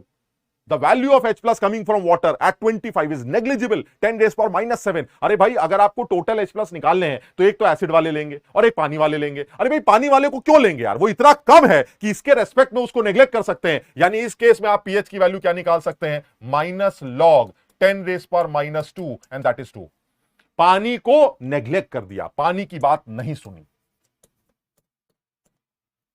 क्यों? क्योंकि वाटर से आने वाले H+ they are negligible, water का डिसोसिएशन बहुत वीक होता है, उसका K वैल्यू बहुत कम होता है, -14, तो उससे आने वाले H+ को आप नेग्लेक्ट कर दीजिए। एसिड कहेगा भाई मैं ही हूं, मुझसे ही H+ आएंगे, तुम्हारी ऐसी की तैसी। तो मैंने कहा भाई एसिड से कितने आएंगे, वो तो कह रहा है वो तो आपको पता ही है, जितना HCl की कॉन्सेंट्रेशन उतनी H+ की कॉन्सेंट्रेशन, उससे आप पीएच कैलकुलेट कर लीजिए। तो मैंने कहा चलिए ठीक है। अब वो कह रहा है चलिए यही काम आप -4 के साथ भी कर लीजिए।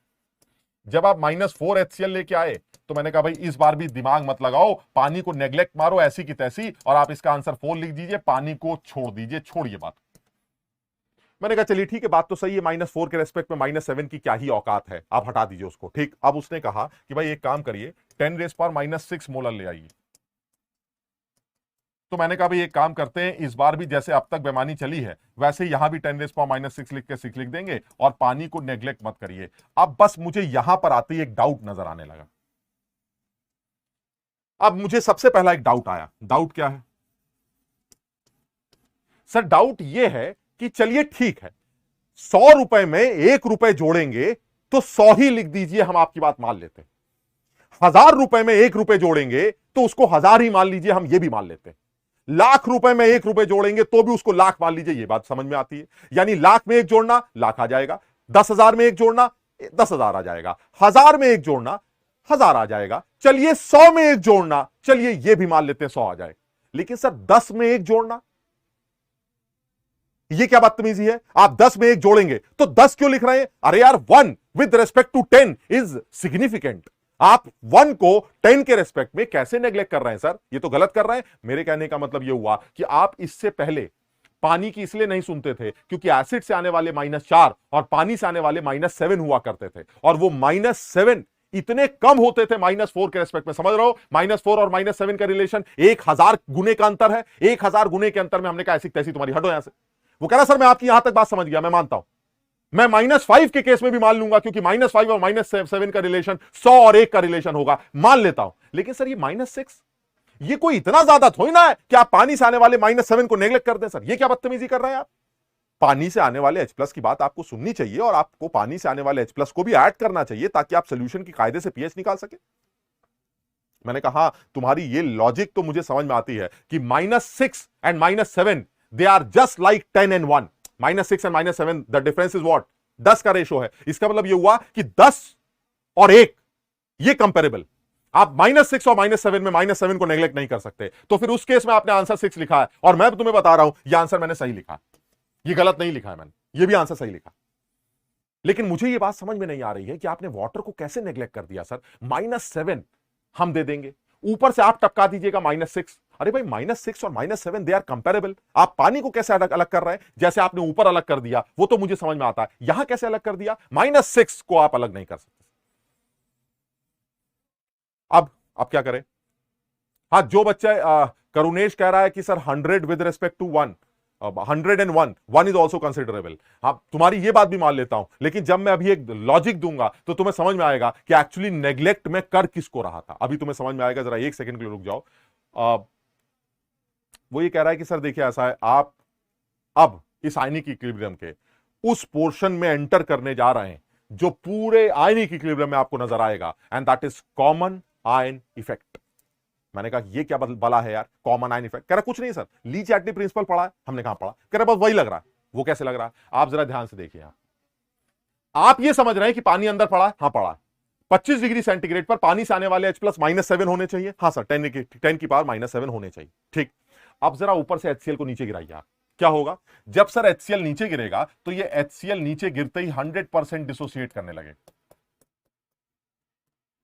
और जैसे ही HCl अंदर गिरेगा उससे जो H+ निकलेंगे तो ये नीचे वाला इक्विलिब्रियम क्या बोलेगा? अच्छा, H+ बढ़ा रहे हो, हम घटाएंगे, and that is Le Chatelier principle. यानी अगर तुमने ऊपर से HCl को गिराया इस शांत एनवायरनमेंट में जिसके अंदर वाटर तमाम असली तरीके से आराम से डिसोसिएट कर रहा था, जिससे आने वाले H+ -7 हुआ करते थे, जैसे ही ऊपर से H+ गिरेगा ये इक्विलिब्रियम बैकवर्ड डायरेक्शन में मूव करने लगेगा क्योंकि वह H+ को कम करने की कोशिश करेगा। अब अगर ये इक्विलिब्रियम बैकवर्ड डायरेक्शन में मूव करता है तो पानी जो H+ -7 दिया करता था उसी टेंपरेचर पर पानी से आने वाले H+ अब घट जाएंगे, और वो इतना घट जाएंगे कि इस केस में भी वो नेग्लेक्ट ही किए जाएंगे। बात समझो। यानी तुम ये समझ रहे थे कि -6 को -7 के साथ कंपेयर करना है ना, -6 को -7 से भी कम वैल्यू के साथ कंपेयर करना है, और मैं तब तक उसको नेग्लेक्ट कर सकता हूं। समझो बात। सब लोग समझने की कोशिश करना, आप ध्यान से इस बात को समझने की कोशिश करिए कि मैं वाटर की बात कब तक सुनता हूं और कब से सुनना बंद कर देता हूं। पानी की बात तब तक नहीं सुनी जाएगी जब तक एसिड से आने वाले H+ 10⁻⁻6 के बराबर या उससे ज्यादा है। अगर वो -6 या -6 से ज्यादा है तो पानी चुप रहेगा, चुपचाप सन्नाटे में पड़ा रहेगा। आप ये कहेंगे सर नहीं, हमें बदतमीजी लगती है सर, पानी -7 होता है, आप -6 है सर, ऐसे नेग्लेक्ट नहीं कर सकते आप पानी को। तो मेरा पलट के जवाब क्या आएगा? This is due to common ion effect. इस कॉमन आयन इफेक्ट की वजह से ऐसा देखने को लगेगा कि आप अभी तक ये समझते रह जाएंगे कि पानी का डिसोसिएशन 10 की पावर -7 H+ बनाता है, जबकि ऊपर से गिरने वाले H+ इस पानी के इक्विलिब्रियम को बैकवर्ड डायरेक्शन में भगाएंगे, जिसकी वजह से वाटर का डिसोसिएशन कम हो जाएगा और उससे आने वाले H+ घट जाएंगे। आप ये सोच रहे थे कि -6 को -7 के साथ कंपेयर करना है ना, -6 को -7 से कम वैल्यू के साथ कंपेयर करना है, क्योंकि इस केस में पानी -7H+ दे ही नहीं पा रहा है due to this common ion effect. इस कॉमन आयन इफेक्ट की वजह से वाटर का डिसोसिएशन घटेगा, उससे आने वाले H+ -7 से भी कम हो जाएंगे और उस कम वैल्यू को आप -6 तक नेग्लेक्ट कर सकते हैं। समझो बात। हाँ, कितने कम हो जाएंगे, क्या कम हो जाएंगे, सब बताता हूं मैं एक एक करके। देखो, मैंने शुरू में बोल दिया था, मेरे साथ चलते रहोगे तो सीख जाओगे। तुमने अपना दिमाग लगाना स्टार्ट कर दिया, ऐसा क्यों, वैसा क्यों नहीं, ऐसा क्यों नहीं, तो सब गड़बड़ हो जाएगी। पहले पूरी पूरी बात एक एक करके मैं, इसीलिए सबसे पहले मैंने बेकार का माहौल बनाया, उल्टे सीधे आंसर निकाले। उसके बाद अब मैं काम की बात पर आया कि जब आप पानी के अंदर एसिड को डालकर एक एसिड का डाइल्यूट सॉल्यूशन बनाते हैं तो पानी घबरा जाता है। पानी कहता है ये क्या कर रहे हो, कहां से आ गए तुम, तुम्हारे H+ मुझे परेशान करते हैं, मुझे पीछे भगाते हैं, जिसकी वजह से मेरे से आने वाले H+ कम हो जाते हैं। वो इतने कम हो जाते हैं कि तुम लोग मुझे नेग्लेक्ट करने लगते हो। लेकिन कब तक करते हो ये मैं बता देता हूं। जब तक तुम -6 तब तक मैं चुप। अगर तुम -6 से गिरे तो तुम मेरे कंपैरिजन में आ जाओगे, क्योंकि मैं भी कम तो तुम भी कम। समझो इस बात। यानी अभी तक जो समझ में आया है वो ये कि वाटर की बात -6 से ज्यादा पर क्यों नहीं सुनी, वो लॉजिकल था। -6 पर क्यों नहीं सुनी उसका एक्सप्लेनेशन दे रहा हूं, क्योंकि आप ये सोच रहे हैं कि वाटर से आने वाले H+ -6 -7 है, जबकि एक्चुअली वो वाटर से आने वाले H+ -7 से भी कम। समझो इस बात। पहले आराम से समझ लो, फिर बात और करते हैं। गोविंद कह रहा है डब्बे में मत जाओ। सही कह रहे हो गोविंद, एक्चुअली हम भी यही कहना चाह रहे थे, हमें वर्ड्स नहीं मिल रहे थे। तुमने बिल्कुल सही पकड़ा एकदम। डब्बे में मत जाओ, बाहर खड़े होके समझो बात को बस। तुम सोचो जरा, अगर तुमसे ये पूछा जाए इन चारों सॉल्यूशंस में, ये जो 3 सॉल्यूशन या 4 सॉल्यूशन जो भी लिखे मैंने, -2 -4 -6, इन चारों सॉल्यूशंस, तीनों सॉल्यूशंस में क्या पानी परेशान है? हाँ, सच, तीनों सॉल्यूशन में पानी परेशान, तीनों केसेस में पानी घबरा रहा है, पीछे भाग रहा है। तुम बता सकते हो पानी सबसे ज्यादा डरा सहमा कहां है, सबसे ज्यादा कहां घबरा रहा है? सर, पानी को डर H+ के नाम से नहीं लगता, पानी को डर H+ के अमाउंट से लगता। सोचो इस H+ के सर पर वो H+ आके खड़ा हो जाएं जिनका अमाउंट ज्यादा है। अब आप पानी की डर सोचिए, अबे इतने सारे, अब क्या करें, चलो भागो भागो। समझो बात को। यानी H+ का नाम तो उसको डरा ही रहा है, वो तो कॉमन आयन इफेक्ट क्रिएट कर ही रहा, लेकिन उस H+ का अमाउंट उसको डराता। जितना ज्यादा अमाउंट पानी के सर पे मारोगे, पानी उतना ही ज्यादा पीछे भागेगा। यानी इन तीनों केसेस में अगर कहीं ऑब्जेक्टिव बना के मेंस लेवल पर यह सवाल पूछ लिया जाए कि भाई साहब ये बता सकते हैं इन तीनों में पानी से आने वाले H+ सबसे कम कहां है, तो ज्यादातर गधे ये लिख के आते हैं कि पानी से आने वाले H+ तो सर -7 ही होते हैं, कम और ज्यादा क्या होता है? हो सकता है एक ऑप्शन ये भी दे दे कि सब जगह पर पानी से आने वाले H+ बराबर है, जबकि एक्चुअली आंसर क्या होना चाहिए कि पानी सबसे ज्यादा परेशान होगा जब एसिड की कॉन्सेंट्रेशन सबसे ज्यादा होगी, क्योंकि उससे निकल के आने वाले H+ सबसे ज्यादा होंगे। वो सबसे ज्यादा H+ पानी को सबसे ज्यादा डराकर पीछे भगाएंगे, जिसकी वजह से वाटर का डिसोसिएशन सबसे कम होगा और उससे आने वाले H+ सबसे कम कंसिडर किए जाएंगे। यानी इन जगहों पर पानी के ऊपर कॉमन आयन इफेक्ट हर जगह लग रहा है, लेकिन सबसे तगड़ा कॉमन आयन इफेक्ट जो क्रिएट कर रहा है वो ऊपर वाला एसिड कर रहा है, क्योंकि ऊपर वाले एसिड से आने वाले H+ की कॉन्सेंट्रेशन सबसे ज्यादा।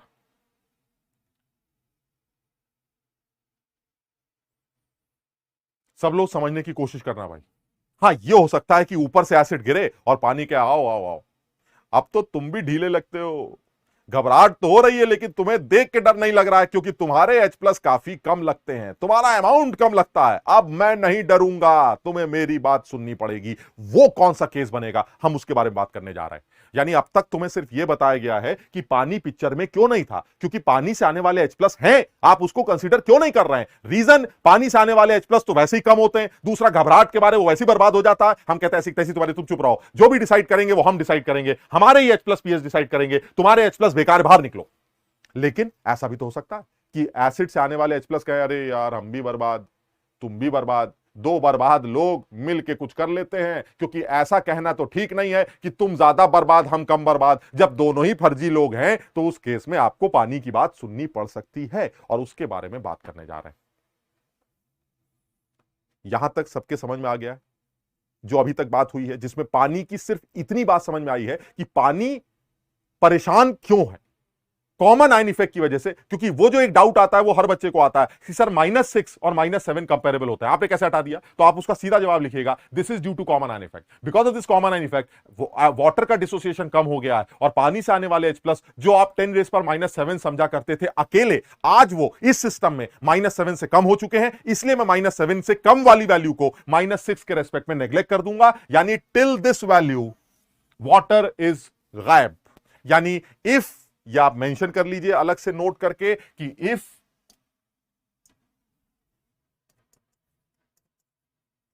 the H+ concentration coming from acid is greater or equal 10⁻⁶ molar, पानी चुप रहेगा, बात खत्म।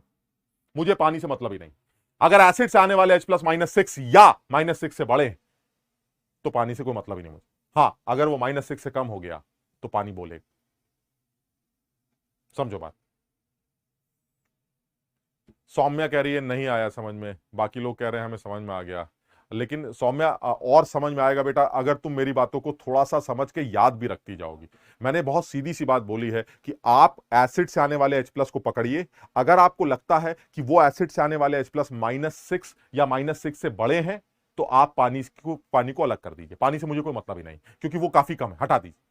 ठीक, अगर वो -6 से कम होते एसिड वाले तो पानी पिक्चर में आता, क्योंकि पानी ये बोलता मैं भी कम हूं, आप भी तो कम है, आप ऐसे कैसे मुझे नेग्लेक्ट कर सकते हैं? मैं अभी एक एग्जांपल लेता हूं, तुम्हें एकदम साफ समझ में आ जाए।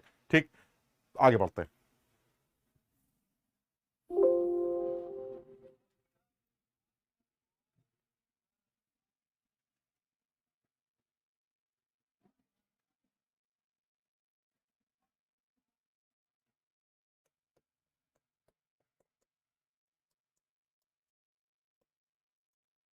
बिल्कुल सीधा एग्जांपल,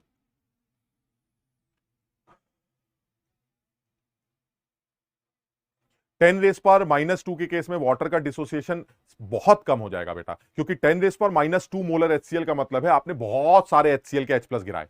तो जैसे ही H+ पानी के सर पर आएंगे तो पानी कहेगा यार इतने सारे लोग मेरे ऊपर कॉमन आयन इफेक्ट लगाएंगे, मैं तो पीछे ही भागता रह जाऊंगा। यानी उतने सारे H+ को कम करने के लिए पानी पीछे भागता जाएगा, जिसकी वजह से वाटर का डिसोसिएशन कम हो जाएगा, क्योंकि वो तो पीछे जा रहा है ना, आगे जाना इस डिसोसिएशन, अब वो पीछे जा रहा है तो वाटर का डिसोसिएशन कम हो जाएगा और वाटर से आने वाले H+ और भी कम हो जाएगा। इसलिए मैं -6 तक तो ये बर्दाश्त कर लूंगा, -7 आते ही मैं कहूंगा ऐसा है अब बकवास मत करना, अब तुमने अगर मुझे नेग्लेक्ट कर दिया तो पिटाई हो जाएगी। मैंने कहा क्यों, अब क्या दिक्कत है तुम्हें नेग्लेक्ट करने में? कह रहा अजीब बेवकूफ आदमी हो तुम, खुद साला -7 हो, मैं खुद -7 हूं, अरे बराबर वैल्यू को थोड़ा ना नेग्लेक्ट कर देते यार। पानी से आने वाले H+ कितने होते हैं सर? -7। आप कितने डाले? -7। अरे हम भी -7, तुम भी -7, ये क्या बदतमीजी है भाई, हमें कैसे नेग्लेक्ट कर दिया तुमने? अब इस सवाल को करने के 3 तरीके हैं, पहला गलत, दूसरा गलत, तीसरा सही। पहला गलत क्या है? वो बेवकूफ आदमी जिस तरह से अब तक सारे आंसर निकालता चला आ रहा है, उसने आंख बंद करके इस बार भी आंसर निकाल दिया, जैसे मैंने अपने सबसे पहले वाली स्लाइड में लिखा था कि इसका आंसर होगा सर, दिमाग मत लगाइए, पानी की ऐसी की तैसी, answer is 10⁻⁷ and the answer is 7। ये पहला बेवकूफ। क्यों बेवकूफ? क्योंकि उसने पानी की सुनी नहीं। उसके हिसाब से पानी तो हमेशा ही मना होता है, आज भी मना हो जाएगा। आज पानी मना नहीं होगा, पहली बात, क्योंकि पानी -7 देता है और तुम भी -7 देते हो। ऐसे कैसे पानी को अलग कर सकते हो? जब दो लोग बराबर हैं तो बात होगी यार, ऐसा थोड़ी ना एक आदमी को अलग कर देंगे। तो मैंने कहा चलिए ठीक है, बात तो सही है, ये आंसर सही नहीं हो सकता। और वैसे भी logical 7 is neutral and this solution is acidic, तो answer should be less than 7। ये 7 कैसे हो सकता है आंसर? मैंने कहा बात तो सही है, ये तो गलत, आपने पानी की नहीं सुनी। ठीक, अब दूसरा बच्चा आता है। दूसरा बच्चा क्या कहेगा? दूसरा बच्चा कहेगा यार अजीब आदमी है आप पानी की बात कैसे नेग्लेक्ट कर सकते हैं? पानी से आने वाले H+ भी तो -7 होते हैं, आप -7 को -7 के रेस्पेक्ट में नेग्लेक्ट कैसे कर सकते हैं? तो मैंने कहा ठीक है पानी की सुन लेते हैं। तो उस बच्चे ने पानी की बाकायदा सुन ली। कैसे सुनी? उसने कहा भाई ऐसा है, H+ जो होंगे वो टोटल निकाले जाएंगे, ऐसे नहीं है पानी को अलग कर देंगे। तो हमने कहा टोटल कैसे निकालोगे? कह रहा देखिए ना, एसिड से आने वाले और पानी से आने वाले मस्त आप ऐड कर दीजिए। तो मैंने कहा चलिए कर लेते हैं, एसिड से आने वाले -7 और पानी से आने वाले भी -7 एंड दिस इज 2 × 10⁻⁷। अब आपने pH कैलकुलेट की, pH is equal to -log 2 × 10⁻⁷ and the answer is 6.7। ये मेरा आंसर आ गया, खत्म। log 2.3 होता है तो 7 - log 2, this is 7 - log 2, 7 - log 2 is 7 - 0.3, 6.7। वो कह रहा अब तो सही है, अब तो 7 से कम आ रहा है, अब तो pH सही आ रही है। वो कह रहा हाँ, अब तुमने पानी की सुनी है, बिल्कुल सही सुना है, अब इस सवाल में कोई गड़बड़ नहीं। यानी H2O भी -7 देता है, मैं भी -7 देता हूं, दोनों मिलकर पानी टोटल सोल्यूशन की पीएच डिसाइड करेंगे और टोटल सोल्यूशन के H+ जोड़ के निकाल लिए जाएंगे, मस्त आपका आंसर आ जाएगा, बात खत्म। वो कह रहा तुमने यहां भी गलती कर दी। उसने कहा अजीब आदमी हो, पानी की नहीं सुनी तो गलत कर दिया, सुन ली तो गलत कर दिया, क्या बेवकूफी है, क्या गड़बड़ है? कह रहा नहीं तुमने पानी की सुन तो ली, सही से नहीं सुनी। अब मैंने कहा इसमें भी कोई कलाकारी है, जैसे सुनी जाती है वैसी तो सुनी है, पानी को जोड़ दिया और कैसे सुनते? कह रहा नहीं दोस्त ये तो गलत है ही, ये भी गलत। मैंने कहा यार ये भी गलत है जब नहीं सुना, ये भी गलत है जब सुना, तो तुम ही बता दो अगर सुनना है तो सही से कैसे सुना जाता है। और तुम सब अब इस बात को समझोगे, कॉमन आयन इफेक्ट तो आज भी लगेगा, चाहे भले ही पानी कम घबराए because of this low H+ coming from acid, भले ही पानी ये कहे अरे आ गए बहुत हल्के से हो, फिर भी इक्विलिब्रियम तो है। जब उस H+ को देखेगा चाहे भले ही वो कम हो, कुछ तो डरेगा, वो कहेगा चलो थोड़ा सा पीछे चले जाते हैं। That is common ion effect, that is Le Chatelier principle. अगर आप H+ को थोड़ा भी डालेंगे तो वो इक्विलिब्रियम H+ को कम करने की कोशिश तो करेगा, यानी पानी धीरे से हल्का सा पीछे चला जाएगा। और अगर पानी हल्का सा पीछे चला गया तो वाटर से आने वाले H+ थोड़े से तो कम होंगे ही होंगे, जो तुमने कंसीडर नहीं किया। तुमने यहां पर पानी से आने वाले H+ 10⁻⁻7 ले लिए, यानी तुमने कॉमन आयन कंसीडर नहीं किया। दैट मींस द रीजन इस आदमी के गलत होने का, हियर वी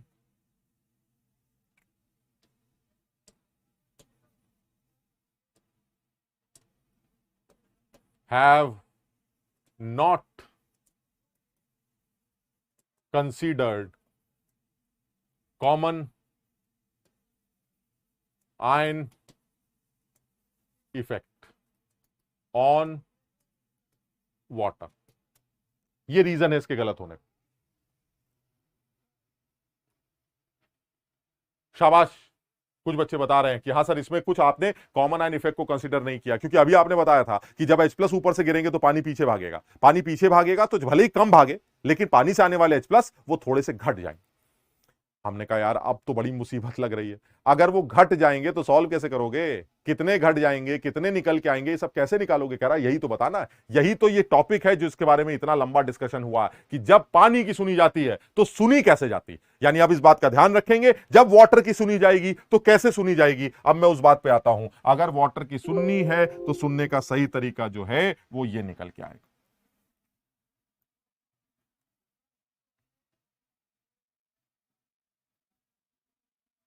वो ये वाटर का इक्विलिब्रियम है, और आप ये जानते हैं कि ये पीछे की तरफ भागा है। अगर ये पीछे की तरफ भागा है तो वाटर से आने वाले H+ कम हो जाएंगे। मान लेते हैं कि वो कम होने के बाद X हो जाएंगे, ऐसे मान लेते हैं ये X हो गए। अब तुम ये भी जानते हो कि जितना H+ बनता है उतने ही OH भी बनते हैं, इसका मतलब ये हुआ कि OH भी X के बराबर होंगे। चलिए ये भी ठीक है, लेकिन तुम ये भी जानते हो कि एसिड से आने वाले H+ 10⁻⁻7 थे, तो इसका मतलब ये हुआ इस बर्तन में जो टोटल H+ होंगे वो X+ 10⁻⁻7 हो।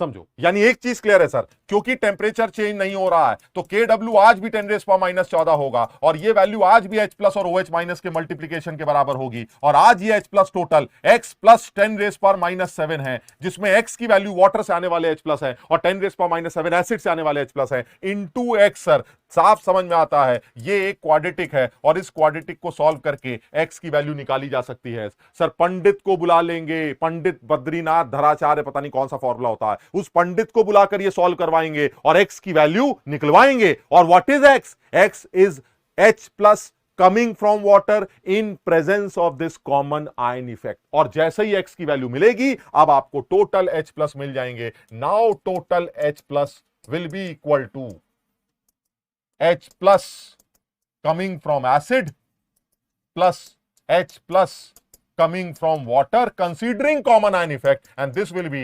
10⁻⁻7 plus X। और ये X की वैल्यू उठा के यहां पुट कर देंगे और तब pH की वैल्यू आएगी -log X plus 10⁻⁻7। इसको सॉल्व करेंगे वैल्यू को तो मुझे ये आंसर याद है, ये 6.79 के आसपास निकल के आता।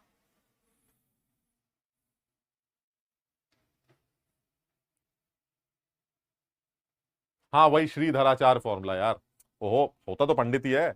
तो उस श्रीधराचार्य साहब को बुलाकर आसानी से वो बी स्क्वायर और 4ac और वो जो भी क्वाड्रेटिक को सॉल्व करने की, रूट्स को सॉल्व करने का मेथड है, उससे आप एक्स की वैल्यू निकालिएगा, एक्स की वैल्यू को उठा के यहां पुट कर दीजिएगा, आपको टोटल एच प्लस पता चल जाएंगे, मस्त पीएच निकालिएगा। और मुझे क्योंकि आंसर याद है और मैं चाह रहा हूं तुम भी याद करो, क्योंकि एग्जाम में सॉल्व करने का टाइम नहीं होता यार क्वाड्रेटिक को, पंडित कहां आता है एग्जाम में, समझो बात को। तो आप इसको याद कर लीजिए कि if you are 10⁻⁷ the answer is 6.79। और लॉजिकल भी है, तुम समझो, जब तुमने पानी को छोड़ा तो आंसर 7 आया, जब तुमने पूरा का पूरा पानी ले लिया तो आंसर 6.7 आया। तो आंसर 7 और 6.7 के बीच में आना चाहिए ना, ताकि, क्योंकि अगर आप H प्लस को कम कर देंगे पानी से तो जो पीएच है वो इंक्रीज कर जाएगी। तो इसका मतलब वो आंसर ना 7 होगा ना 6.7 होगा, आंसर कुछ बीच में आएगा, एंड दैट इज 6.79। हाँ, अनुज जैन, पहले भी तो 6.7 आया था जो कि गलत था बेटा, सही आंसर 6.78 कंसीडर किया जाए। दोनों सेम नहीं है, दोनों में अंतर है, आप सेम नहीं ले सकते, आप समझिए बात को, सब लोग इसको समझो बात। एक्स की 2 वैल्यू आएंगी जीवन, तुम मुझको इन सब चीजों में क्यों इरिटेट करते हो यार? ये सब तो मुझे भी पता है कि क्वाड्रेटिक इक्वेशन में एक्स की 2 वैल्यू आती है, कोई एक गंदी आएगी ना यार, अपने आप अकल लगाया तो कैसे कैसे सवाल पूछ, कैसी गणित पढ़ते हो यार? इतनी गणित तो हमें भी पता कि एक्स की 2 वैल्यू आएंगी, हो सकता है कि निगेटिव आए एक पॉजिटिव आए, हटा देना उसको, निगेटिव थोड़ी ना ले लोगे, उस हिसाब से आंसर तुम समझ लेना यार अपनी आप बात को। हम तो सीधी सीधी बात कर रहे हैं, एक्स को सॉल्व करेंगे, मतलब भर की वैल्यू निकालेंगे, उस मतलब की वैल्यू को उठा के यहां पुट करेंगे, टोटल एच प्लस आएंगे, नीचे लॉग के अंदर डालेंगे, पीएच निकालेंगे और वो 6.79 आएगी। यानी ना आंसर 7 था, क्योंकि 7 वाला वो गधा था जिसने पानी को कंसीडर नहीं किया, 6.7 वाला भी आंसर गलत था क्योंकि वो गधा था जिसने पानी को कंसीडर तो किया लेकिन उसने कॉमन आयन कंसीडर नहीं किया। ये वो तीसरा समझदार आदमी है जो ये कह रहा है कि भाई साहब पानी की भी सुनेंगे और तमीज से सुनेंगे, पानी के ऊपर कॉमन आयन इफेक्ट लगाकर पानी से आने वाले नए H प्लस कैलकुलेट करेंगे और उन नए H प्लस को एसिड के साथ जोड़कर तब टोटल H प्लस निकालेंगे और तब पीएच कैलकुलेट करेंगे।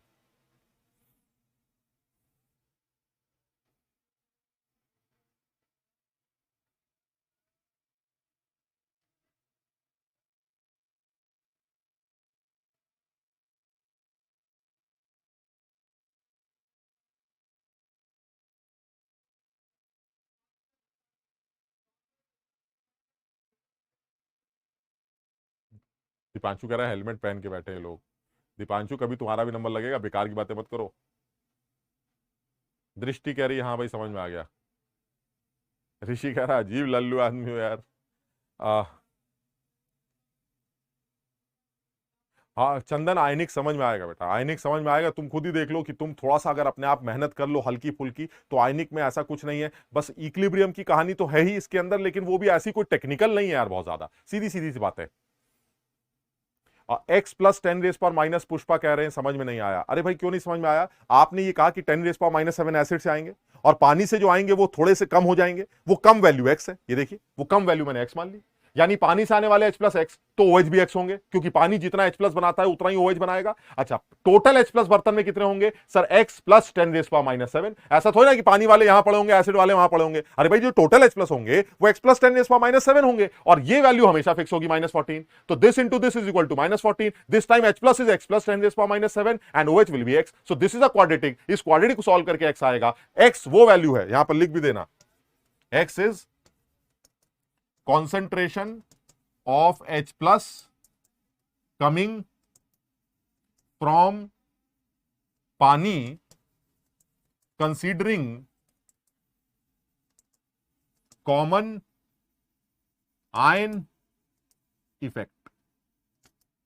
कॉमन आयन को कंसीडर कर कर मैंने पानी से आने वाले H प्लस को X माना और तब मैंने X सॉल्व किया और तब मुझे जाके टोटल H प्लस मिले और अब ये टोटल H प्लस उठा के लॉग वाले फॉर्मूले में पुट किए जाएंगे और तब पीएच कैलकुलेट की जाएगी।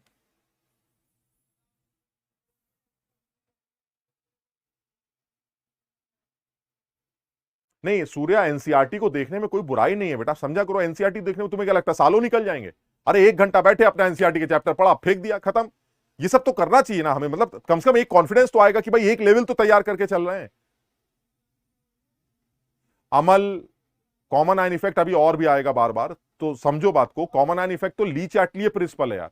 ली चैटले ने बोला था कि अगर आप किसी भी इक्विलिब्रियम में H प्लस को बढ़ाएंगे, क्या बताया था मैंने, बताओ, अगर H प्लस बढ़ेगा तो रिएक्शन किस तरफ जाएगा?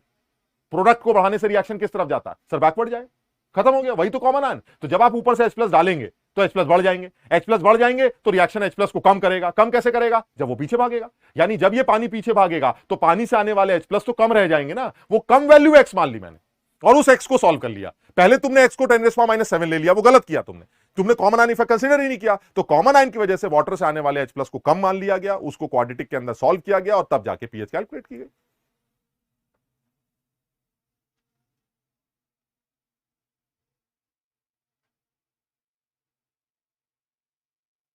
ठीक। अच्छा, अब एक और एग्जांपल इसी के अंदर ले रहे हैं, फिर आगे बढ़ेंगे। ठीक, एक और एग्जांपल डाल रहे हैं।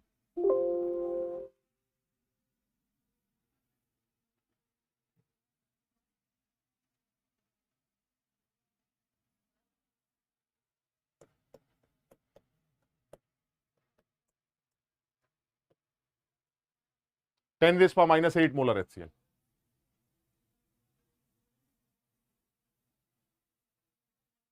अब देखो आंसर 6 पॉइंट समथिंग आ रहा है, 6.79 है तो एसिड ना, तो आंसर एसिड आ रहा है, आना भी चाहिए 7 से कम आ रहा है।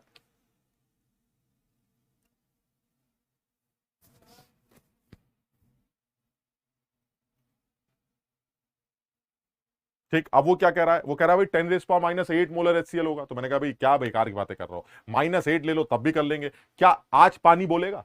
तुम बताओ, पानी बोलेगा? अरे सर उछल उछल के बोलेगा। वो कहेगा अरे साला आज तुम कम हो गए, ऐसे आज तुम कम रह गए। लेकिन फिर वही वाली बात आती है, चाहे इक्के दुक्के H प्लस गिरे, इक्के दुक्के H प्लस क्यों ना गिरे, पानी तो ये जानता है कि ऊपर से जैसे ही H प्लस जरा सा भी बढ़ेंगे, कॉमन आयन इफेक्ट, ली चैटली प्रिंसिपल ये कहता है कि आपको उन H प्लस को कम करना पड़ेगा और रिएक्शन बैकवर्ड डायरेक्शन में भागेगी भागी। भले ही वो कम डरे, इस बार पानी कम डरेगा ना, वो कहेगा अरे 2 आदमी आ रहे भाई, लेकिन फिर भी थोड़ा सा तो पीछे जाएगा। उस थोड़े से पीछे जाने के चक्कर में पानी से आने वाले H प्लस फिर कम हो जाएंगे। यानी इस बार जब आप फिर पीएच कैलकुलेट करेंगे तो पीएच कैलकुलेशन फिर से -log 10⁻⁸ प्लस x से ही निकाली जाएगी। और ये एक सॉल्व करने का तरीका फिर वही होगा, 10⁻⁸ प्लस x, अपने आप अकल लगाना, इज इक्वल टू 10⁻14। इससे x आएगा, ये x उठा के यहां पुट कर देना और इससे pH आएगी, and this time this pH is 6.98। ये ध्यान रखना है। मैं जानबूझ के इन दोनों आंसर्स को लिखवाना चाह रहा हूं कि 7 तुम्हें क्वाड्रेटिक सॉल्व ना करना पड़े। The answer is 6.79 and if the solution concentration is -8 the answer is 6.98। Answer आज भी 7 से कम आ रहा है। देखिए 7 से कम आना ही है यार, एसिड है ये, 7 से कम ही आएगा। वो कह रहा अच्छा -8 की जगह -15 होता तो 10 की पावर -15। अब हम क्या बोलेंगे, अगर -15 भी होता तो भी आंसर 7 से कम ही आता, क्योंकि एसिड तो है, चाहे पानी में एक बूंद क्यों ना गया हो, आंसर तो एसिडिक ही होगा और आंसर 7 से कम ही आएगा। वो अलग बात है कि आप कैलकुलेट नहीं कर पाएंगे। इसलिए कहा जाता है कि अगर एसिड से आने वाले H प्लस -8 से भी कम हो गए तो जो पीएच लिखी जाती है वो सिर्फ 7 लिख के चली जाती है, क्योंकि उस केस में पानी चौड़ा हो जाता है। कहता है तू तो है ही नहीं ऐसी की तैसी, पीएच मैं डिसाइड करूंगा और मेरे वजह से आंसर 7 आए। जबकि उस केस में भी आंसर 7 से कम ही आना चाहिए, लेकिन क्योंकि मैं कैलकुलेट नहीं कर सकता, वो सब नेग्लेक्ट कर दिया जाता है और आंसर सिर्फ वाटर डिसाइड करता है। यानी -6 या उससे बड़ा एसिड डिसाइड करेगा। -8 के बाद अगर और कम कर दोगे तो पानी डिसाइड करेगा, लेकिन -6 और -8 के बीच में आंसर दोनों मिलकर डिसाइड करेंगे, कंसीडरिंग कॉमन आयन इफेक्ट। समझो बात। यानी अगर यही सवाल ऐसे पूछ लिया जाए कि भाई साहब ये बताइए 10⁻10 मोलर HCl की पीएच क्या होगी, अगर मैं बहुत तसल्ली से और बहुत अकलमंदी से सवाल का आंसर देना चाहता हूं, बिल्कुल समझ के, तो बिल्कुल क्लियर है, द आंसर इज <<7। बिल्कुल क्लियर है एकदम। एसिड तो है ना, तो आंसर तो 7 से कम ही आएगा। लेकिन जब वो कहेगा नहीं 7 से कम छोड़ो, निकाल के दिखाओ, तो मैं कहूंगा ऐसी तैसी तुम्हारी, आंसर इज 7। क्योंकि निकाल नहीं सकते आप। -10 के साथ कॉमन आयन इफेक्ट लगाएंगे, एक्स की वैल्यू इतनी नेग्लिजिबल आएगी, आप जोड़ेंगे, सब कुछ करने के बाद आपको पता चलेगा कि आंसर तो 7 ही आ रहा है। उस केस में आप एसिड को नेग्लेक्ट कर रहे हैं, जबकि ये तुम्हें पता है कि अगर एक बूंद भी एसिड है तो आंसर 7 से कम ही आना चाहिए। लेकिन क्योंकि हम एसिड इतना कम लेके आए हैं कि इस बार पानी चौड़ा हो जाएगा और एसिड को नेग्लेक्ट कर दिया जाएगा, इसलिए पानी डिसाइड करेगा, पीएच की वैल्यू 7 आए।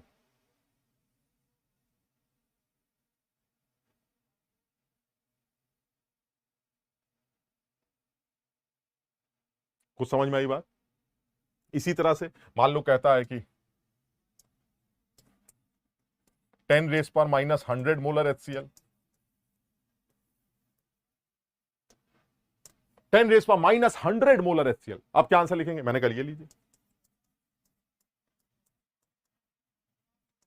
बिल्कुल सही, 7 से कम ही होगा सर, लेकिन कैलकुलेट नहीं कर पाएंगे आप। क्यों? क्योंकि ये इतना कम है कि आप वाटर से आने वाले H+ को नेग्लेक्ट कर सकते हैं, और वाटर से आने वाले एसिड से आने वाले H+ को नेग्लेक्ट कर सकते हैं, और एसिड से आने वाले H+ को नेग्लेक्ट करने के लिए आप पीएच जब कैलकुलेट करेंगे तो लिखते वक्त तो आप आंसर 7 ही लिख के आएंगे। यानी मैं बताना क्या चाह रहा था, इफ -6 और more than -6 the answer will be decided by acid only, water की ऐसी की तैसी। इफ -8 से लेस एसिड, तो एसिड की ऐसी की तैसी, answer will be decided by water. And if in between -6 and -8 the answer will be decided by both, considering common ion effect.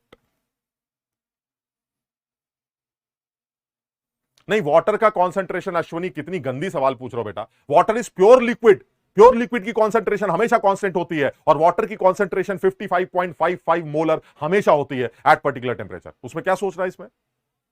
हाँ, यही जैसे आदित्य तुम आंसर लिख रहे हो ना 6.999999, अरे तो 7 ही लिख देंगे।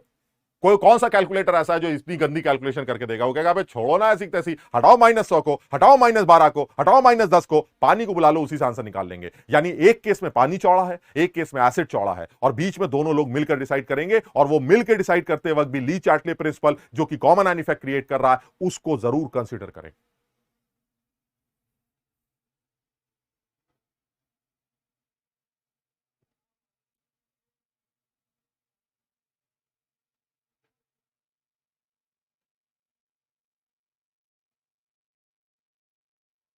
हाँ ऋषि, सवाल तुम्हारा अच्छा है, मैं भी बहुत कंफ्यूज हूं इस बारे में। अगर एग्जाम में आंसर पूछता है तो आंसर क्या लिखेंगे? भाई मेरा सजेशन तो ये है कि अगर कोई ऑप्शन लेस देन 7 का इस तरह से लिखा, पीएच इज लेस देन 7, तो आप पीएच लेस देन 7 टिक कर दीजिए, समझो। और अगर वो पूछता है कि पीएच लेस देन 7 तो नहीं है, आंसर क्या लिखेंगे, तो आप आंसर 7 लिख दीजिए। यानी अगर लेस देन 7 -100 भी है तो भी आंसर लेस देन 7 आएगा, 6.99999999, जिसको आप 7 बोल सकते हैं। लेकिन अगर वो पूछे कि क्या किसी भी एसिड के सोल्यूशन की पीएच 7 हो सकती है, आप बताएंगे कभी नहीं हो सकती। 7 वो सिर्फ तब होगी, मतलब समझो, मतलब टेम्परेचर 25 होना चाहिए, तो 25 डिग्री पर किसी भी एसिड की पीएच क्या 7 हो सकती है, तो आप बताएंगे 7 कभी नहीं हो सकती, चाहे वो जितना डाइल्यूटेड सोल्यूशन हो। Logically answer should be less than 7, but क्योंकि आप कैलकुलेट नहीं कर पा रहे हैं, उस केस में आपका आंसर 7 लिख लिया जाता है।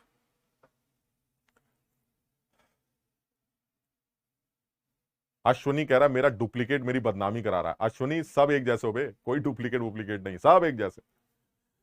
थोड़ी सी कोशिश करेंगे तो इस चैप्टर में ये हमारा पीएच कैलकुलेशन एसिड का सिर्फ एक पार्ट था, स्ट्रॉन्ग एसिड का। कल की क्लास में अब ये तेजी से आगे बढ़ेगा, बिकॉज मुझे बार बार ये कॉमन आयन के बारे में बात करने की जरूरत नहीं पड़ेगी, तुम बहुत जल्दी समझ भी जाओगे। तो आज जो कराया गया है उसको फटाफट रिवाइज कर लेंगे, ताकि कल की क्लास से जब हम स्पीड में इस चीज को आगे बढ़ाएं तो आप हमारे साथ चल पाए। ठीक है ना? तो आज इतना ही करते हैं, अगली क्लास में फिर से मुलाकात करते हैं। तो कल ये काम करते हैं, ठीक है? Thank you.